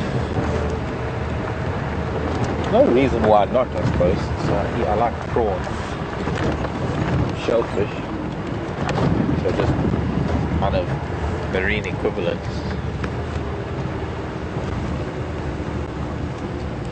Not quite, but sort of. Nothing here at the dam. Doesn't even look like hippo have been here. No tracks of dogs. Hippo in the background there, but we're not going to stay long.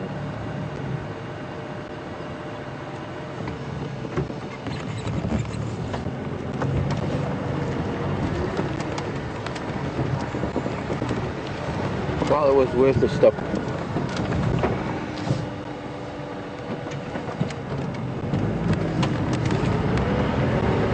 Just in case there was something here. Ooh, pair of eagles. See who they are.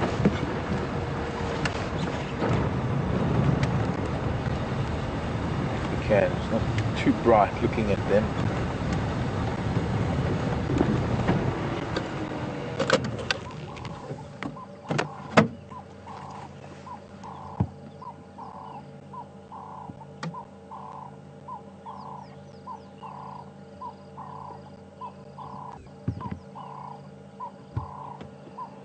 Wahlbergs. I wonder if they nest here. That one, the bottom there, look, it's not quite completely pale, but it's got pale, it's almost marbled. Rather an unusual marking for a Wahlbergs.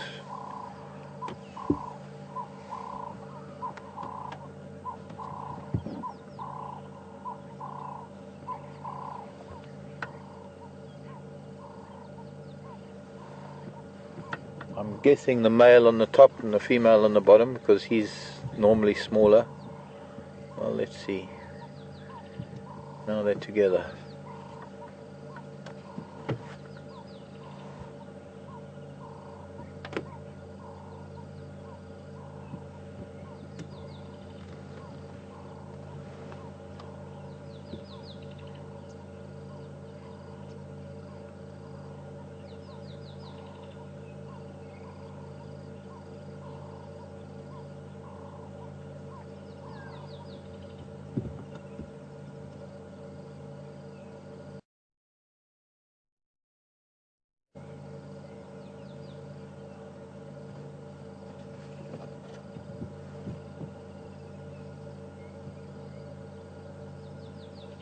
Okay.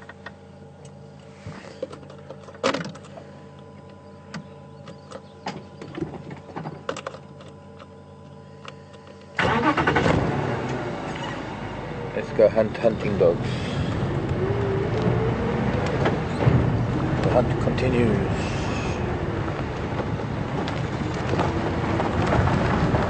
For one of Africa's most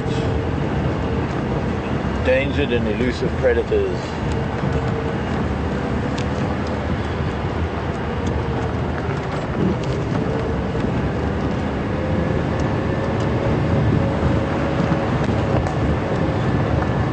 Probably one of the most effective predators. I would say maybe efficient. But certainly most effective, since they are capable of, well, they have probably a much higher success rate than any other predator. Sorry, go ahead, Andrew.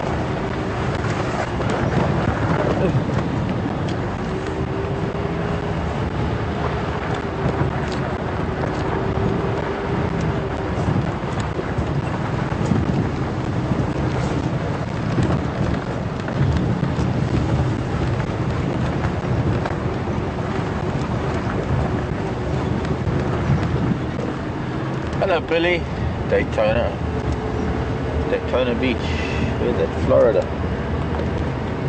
Billy wants to know if they killed that wildebeest, the lion, because she couldn't defend herself with the broken horn. No, I don't think that was the case, Billy. I think it's merely a case of she was the unlucky one that was stalked. Most likely what happened was they decided to hunt. They arrived, it was probably not long after we left them, because they were already walking through the bush. I was half expecting them to come out onto quarantine at the end of drafts, while we sort of went a little bit last night, hoping that we would see them. And it's one of the reasons why I think it must have happened fairly soon after the end of drive that they made the kill. And well, they would have gone into mode and they saw the animals out on the open area, because the open area is the safety for these animals at night. There wouldn't have been any defending. I think whether she had two horns or two proper horns or not, she wouldn't have been able to defend herself against the pride. If it was one lioness, maybe she would turn around and she might try and defend herself, and most certainly if her calf was still alive and they were going for the calf, she might try and defend the calf. But the horn wouldn't have really played that much of a role in the effort of her defense. Still would have made an effort. The fact is that it was a pride lion, and she was probably dead before she hit the ground. Or maybe more than that, she was probably pulled apart before she was dead. Sad to say, but pride of hungry lion would have been on top of her so fast, and well, it would have happened very quickly. Still nothing on dogs.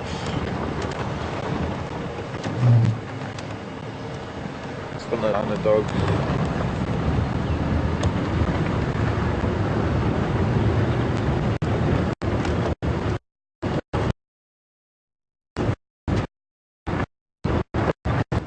Biggest eagle we get here.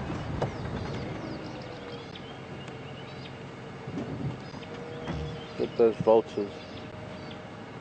I wonder that's maybe over quarantine. Could be, because there might be something there. Let's go up central and then we're going to go back towards that kill, because I think it might be good. But those vultures are very, very high. Or they stalked, I'm not sure. I want to be in so many different places this morning. It's been mad. And we've ended up actually spending a lot of time just looking for something that hasn't been found. And in the process not really seeing very much. Which I have to apologize for, but sometimes we're rewarded for these kind of excursions. Rewarded with the view of something really special.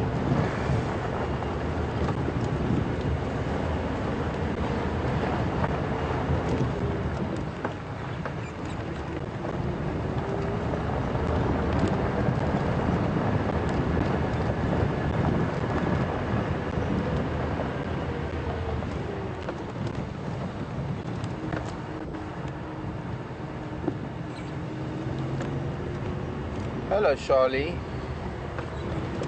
How's Cleveland treating you today?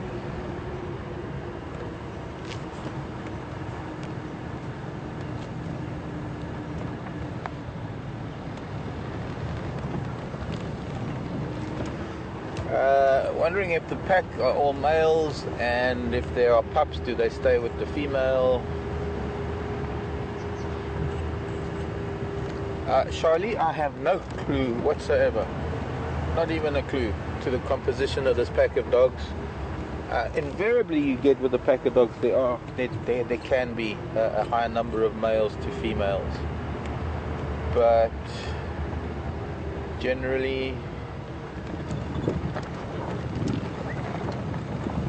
what happens, the pups for the first few months stay at the den, wherever the den may be. They might move the den occasionally, but for the first few months the pups stay with the den, and there is always a minder.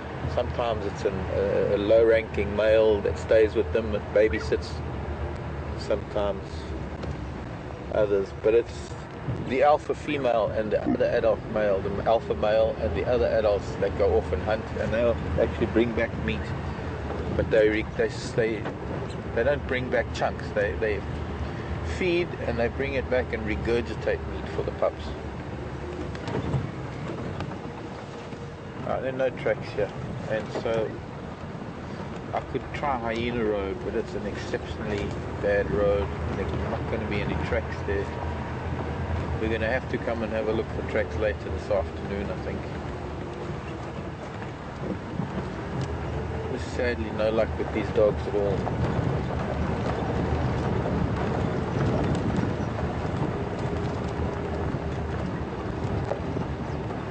So maybe we ought to go back to where the lion are. I want to go back to see if anything's found that kill. I'm guessing that quite possible a batelier or a hooded vulture might be.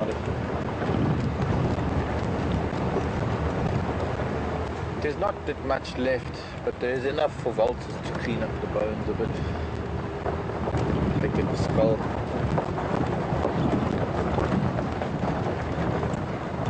So, turn around.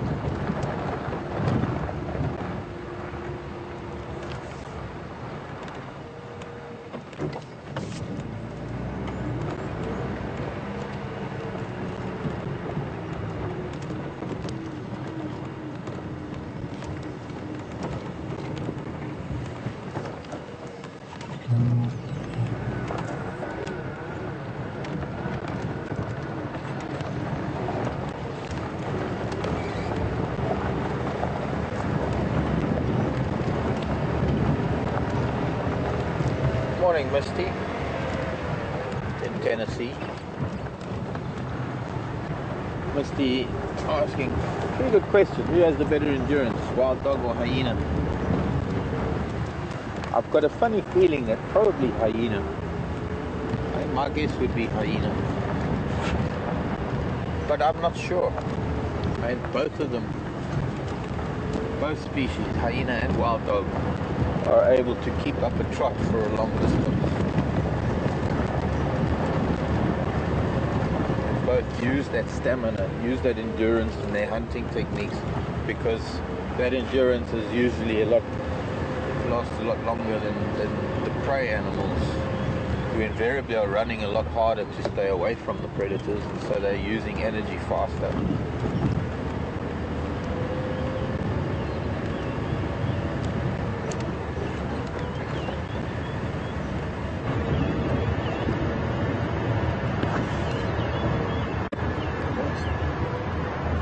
Chewed up a lot of time this morning, I guess, trying to find these dogs.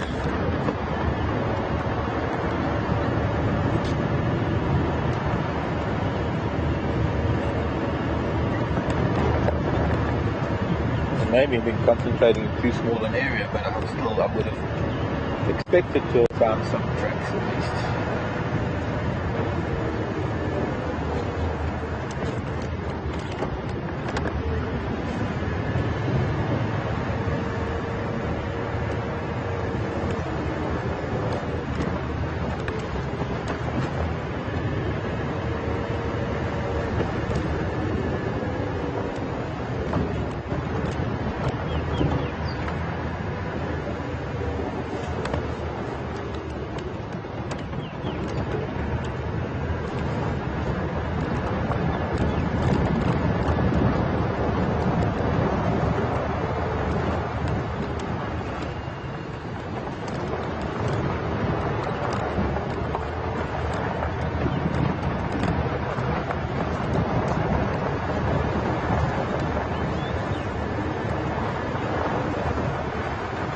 been the last hour that I've been hoping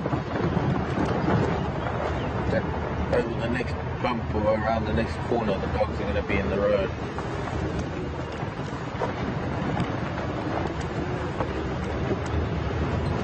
One's going to be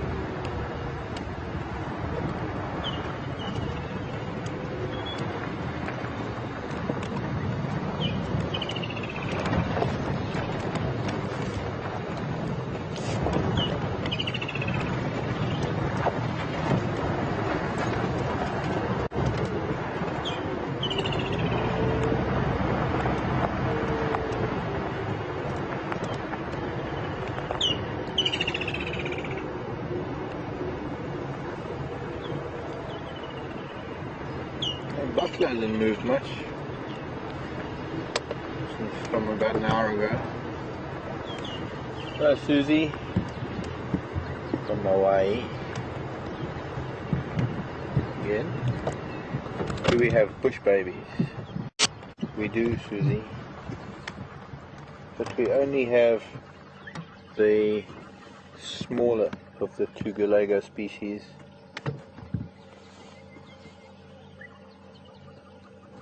Can you see this thick knee down here? The grass in the way. Maybe I should go back a little bit.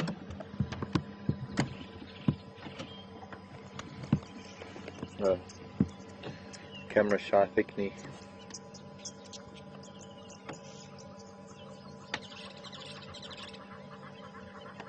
Two species of bush baby. For those of you who are not familiar with the bush baby, they're also known as a Gallego or Gallego. And the bush babies are our nocturnal primates. And there are two species of bush babies. There's the thick-tailed bush baby, which is about as large as a domestic cat. And then there's the lesser bush baby, which is about the size of a squirrel. It's one of our smallest primates. And we do get the lesser bush baby.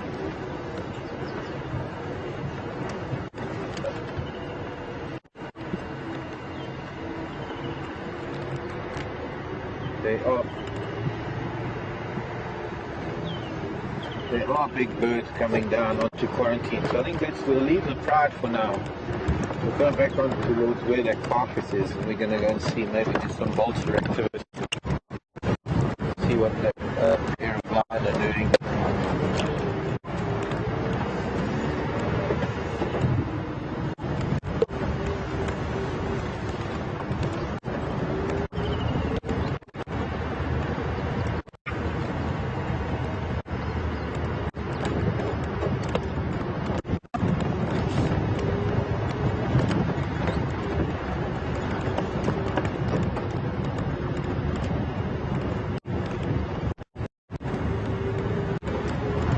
Deborah in Tennessee asking about rhino.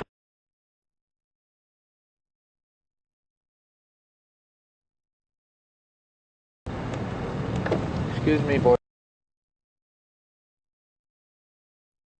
and girls.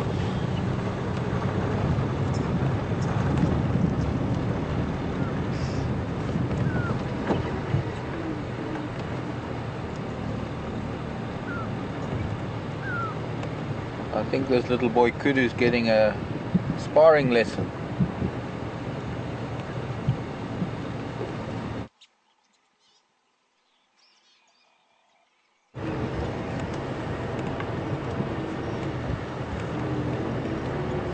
A lot of vultures flying above the carcass.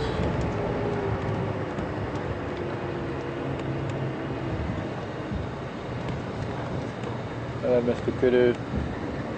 Hercules monster kudu.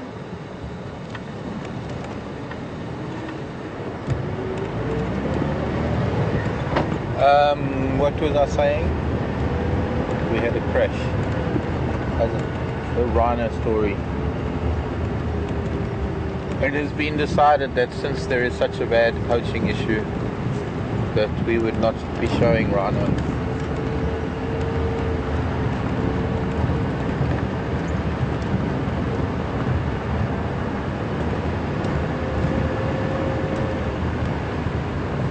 So occasionally we pretend they aren't there when we drive past them.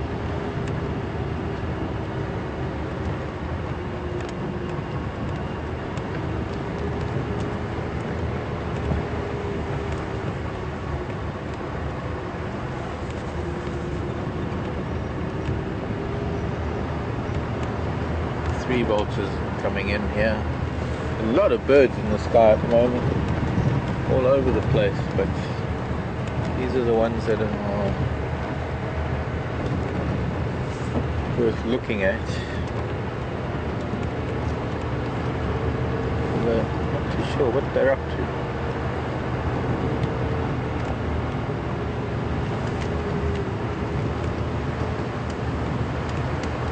Looks like a juvenile bateleur flying away.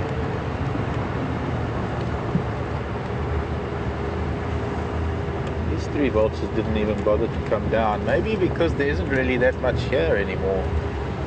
There comes a good few vultures on the ground actually. Oh, there goes a leopard-faced vulture, another big white-backed vulture. Okay, no, don't fly, children, don't fly. Still not 2, 4, 6, 8, 10, 12, 14, 16. At least 2 dozen birds there. Hooded vultures, white-backed vultures. Oh, and well, the sound of dogs at the lodge got them flying.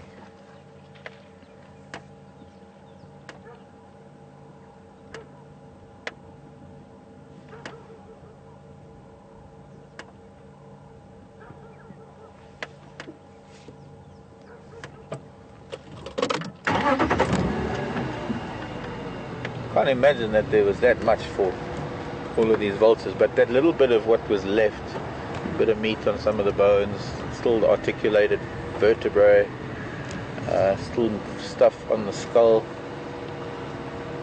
there was still bits of skin, no doubt enough for this many vultures to have landed.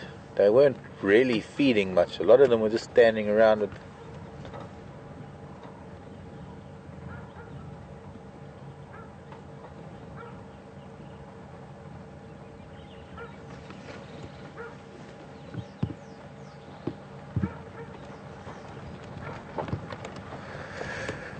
Marianne in Arkansas, hello. Here's, well, the meat's been licked off of these bones here. These are the 2 shoulder blades. This is where the kill was, right here next to the road. How close to camp? Well, we can hear Mike and Candace's dog barking. 100 meters in a straight line between my bedroom and this kill. I'd say 100 yards, roughly,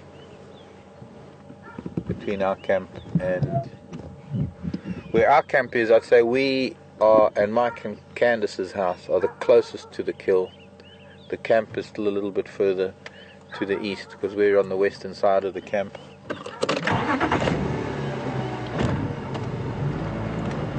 So now let's just see how much more they've cleaned up the rest of the bones, and then we'll leave them to it. I'm sure that male and female have gone deeper into shade somewhere.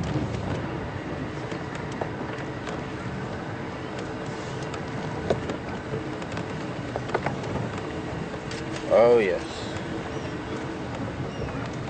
much cleaner. Still a lot of meat on the bottom of the legs, but that's because I don't think they can quite get through the skin. Maybe the leopard-faced vultures can, but things like hooded vultures have got a very, very rough tongue to be able to actually lick meat off of bones. So that everything is a lot cleaner than it was earlier. The skull has been dragged around a little bit with the entire cervical and part of the lumbar vertebra.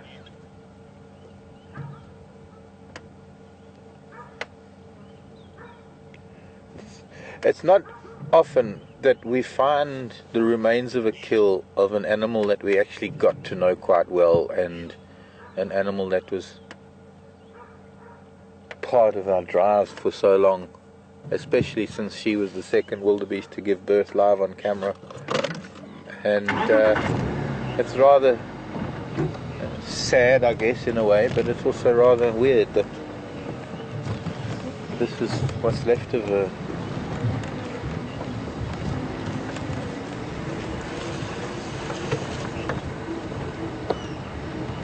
Interesting.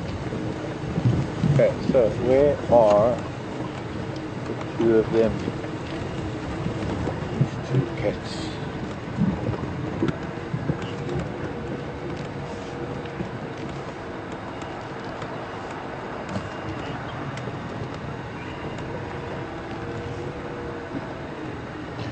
Hello, James.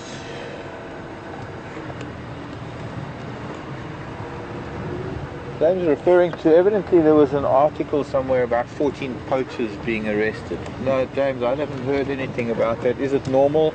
No. No, the last I heard there were 4 poachers arrested a few days ago. But normal? Not enough of normal. There should be a lot more poachers arrested. There's just far too much poaching going on. I wonder where these 2 lions have gone. I'm trying to look at some shady areas here where there's shade. The fact that these vultures are able to come down like they do mean these cats have possibly moved on.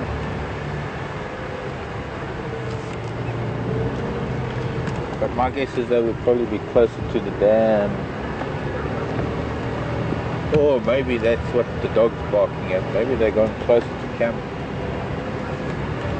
They're tormenting the dog.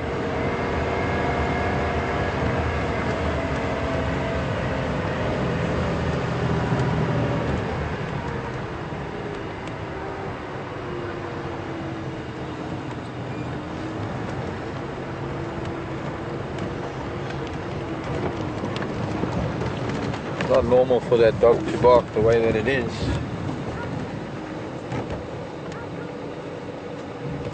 Hyena tracks.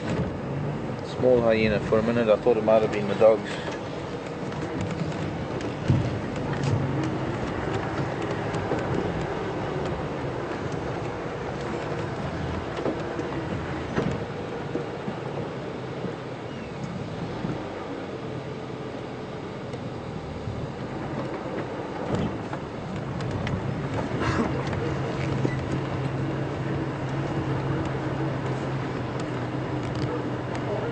Sarah, morning to you, Sarah. The wingspan of those vultures. Oh, 6 feet. The hooded vultures, the smallest vultures, that's only got about a 4-foot wingspan, I'd say. Let me give you more precise measurements, Sarah, of the species, the 3 species we had here.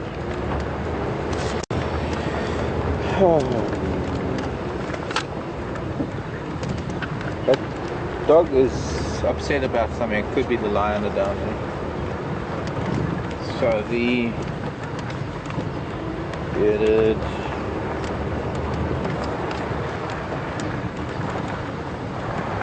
The whiteback, the most common vulture that we have. 2.2 meters for the whiteback vultures, 228 centimeters.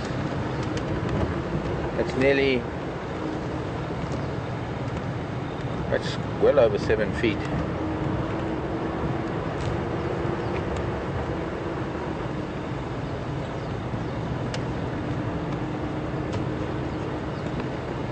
Close to it at any rate.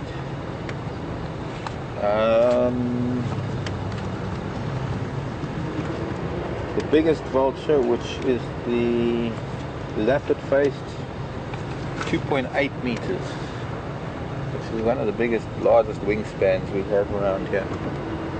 2.8. No sign of that male and female. I guess we might find them later. Go back to say goodbye to the rest of the pride. 2.8 meters is a lot.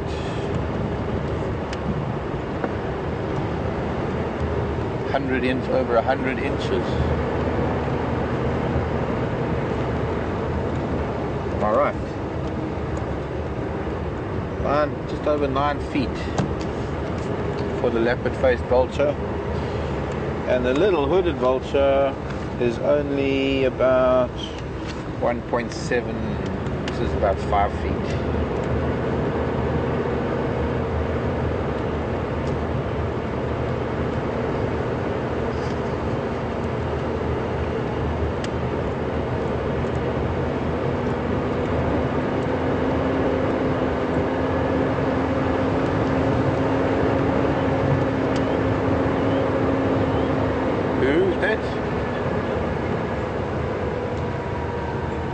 Natalie. Hello Natalie. Have I ever come across any poachers? Yes, but not here. Not here. I have come across poachers in East Africa. I used to help the authorities with anti-poaching patrols. We would catch some of them, but they were not rhino or elephant poachers. They were different types of poachers. If I had to tell you that they were fish poachers, it might not sound very bad. Hello children. Alright, well I guess I'll just stop. Hello. Here.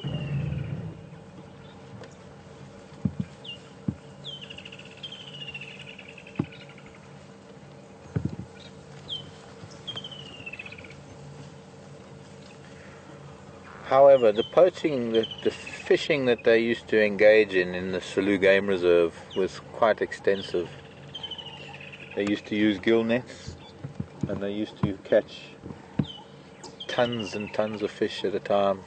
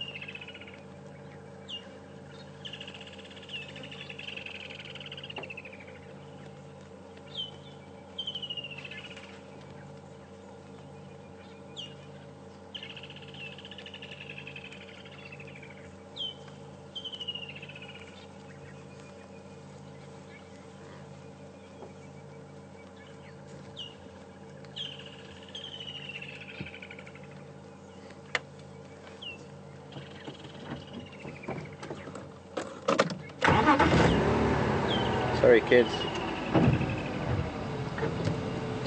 Coming through. Excuse me. Excuse me.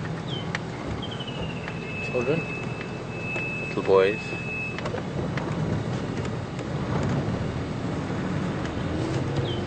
Beautiful little animals. Never get tired of impala. There's such a pretty little antelope.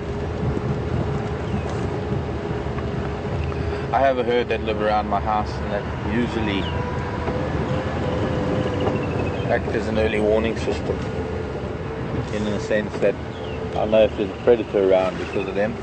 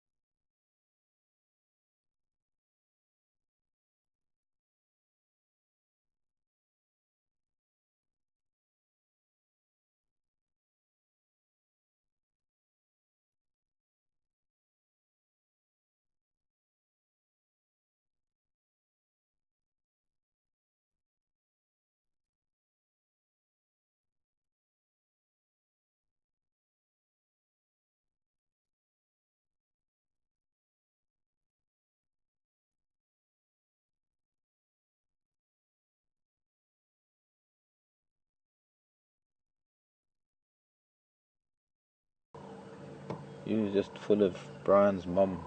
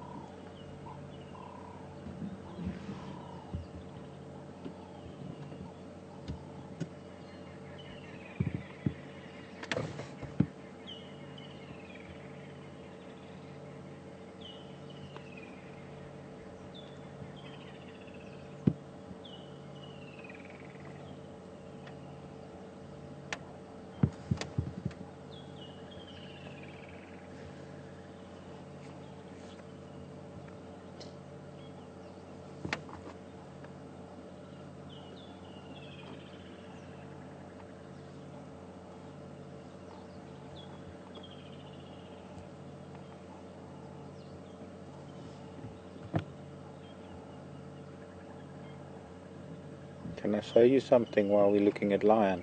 An insect. That's not an insect. Next to my finger on the dashboard. If I can just keep it here. Stay, I want to show people. Wait, my finger now.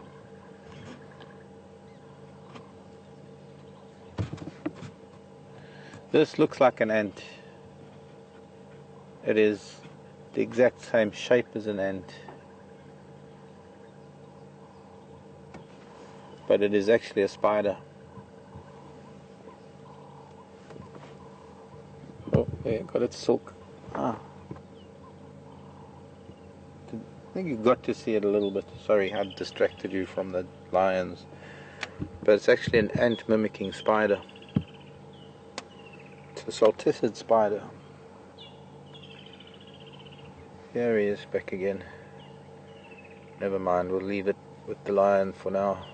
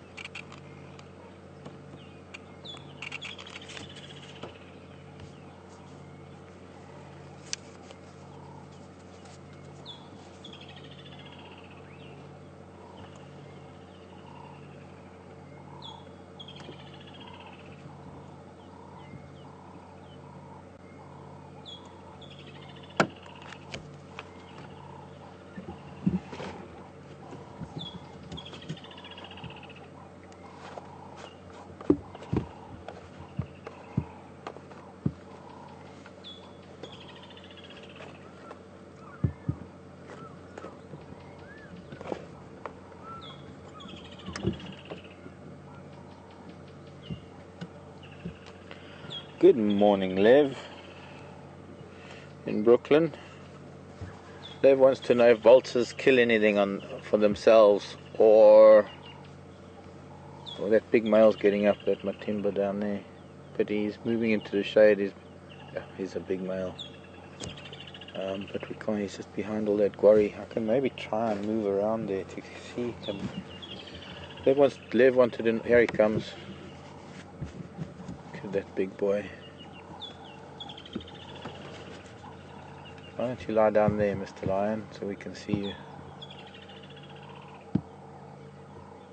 Thank you. Oh, he's a lovely big boy, but he's tired. He hasn't been eating much. I wonder if he arrived after the kill. He's not as full as the rest of the pride. Lev, most vultures can't kill. Most vultures don't have the ability to grasp with their talons, with their feet, the way eagles do. And their beaks are not really designed for killing as much as they are for tearing. However, with the exception of, I think, the lammergeier, the bearded vulture. I think the bearded vulture is known to do a bit of its own hunting, if I'm not mistaken. Let me just see if...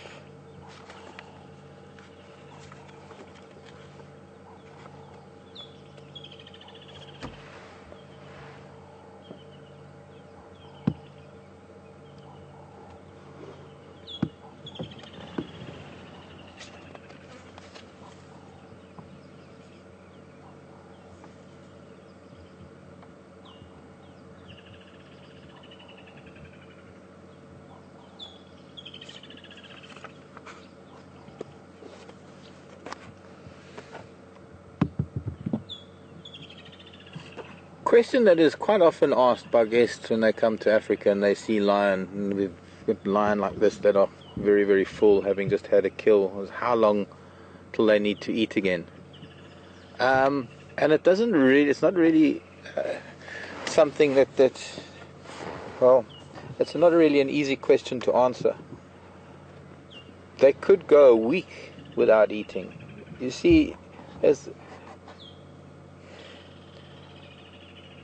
when it comes to animals that are hunting their own prey, there are so many variables that there isn't a routine to it. There isn't a regular. There isn't a. It doesn't happen on a frequency that you could say that, well, every 2 days they need to eat. It doesn't really work that way. They could kill something this afternoon and eat again tonight. But they could also miss their next few kills and get quite hungry and only eat again next week. So it's a very difficult question, how long it takes between meals, or there's so many different variables, as I say.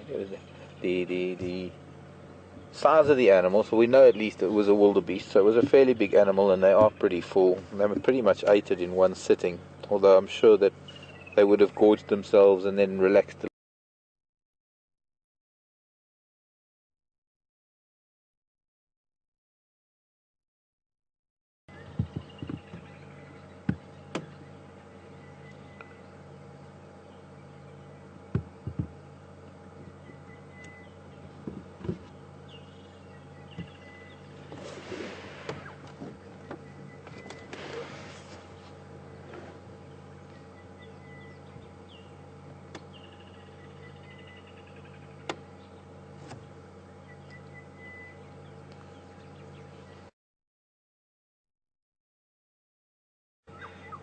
Yeah, I've just been there now. Lots of makoti were there. There's still a lot of the bones, but there's not much nyama at all.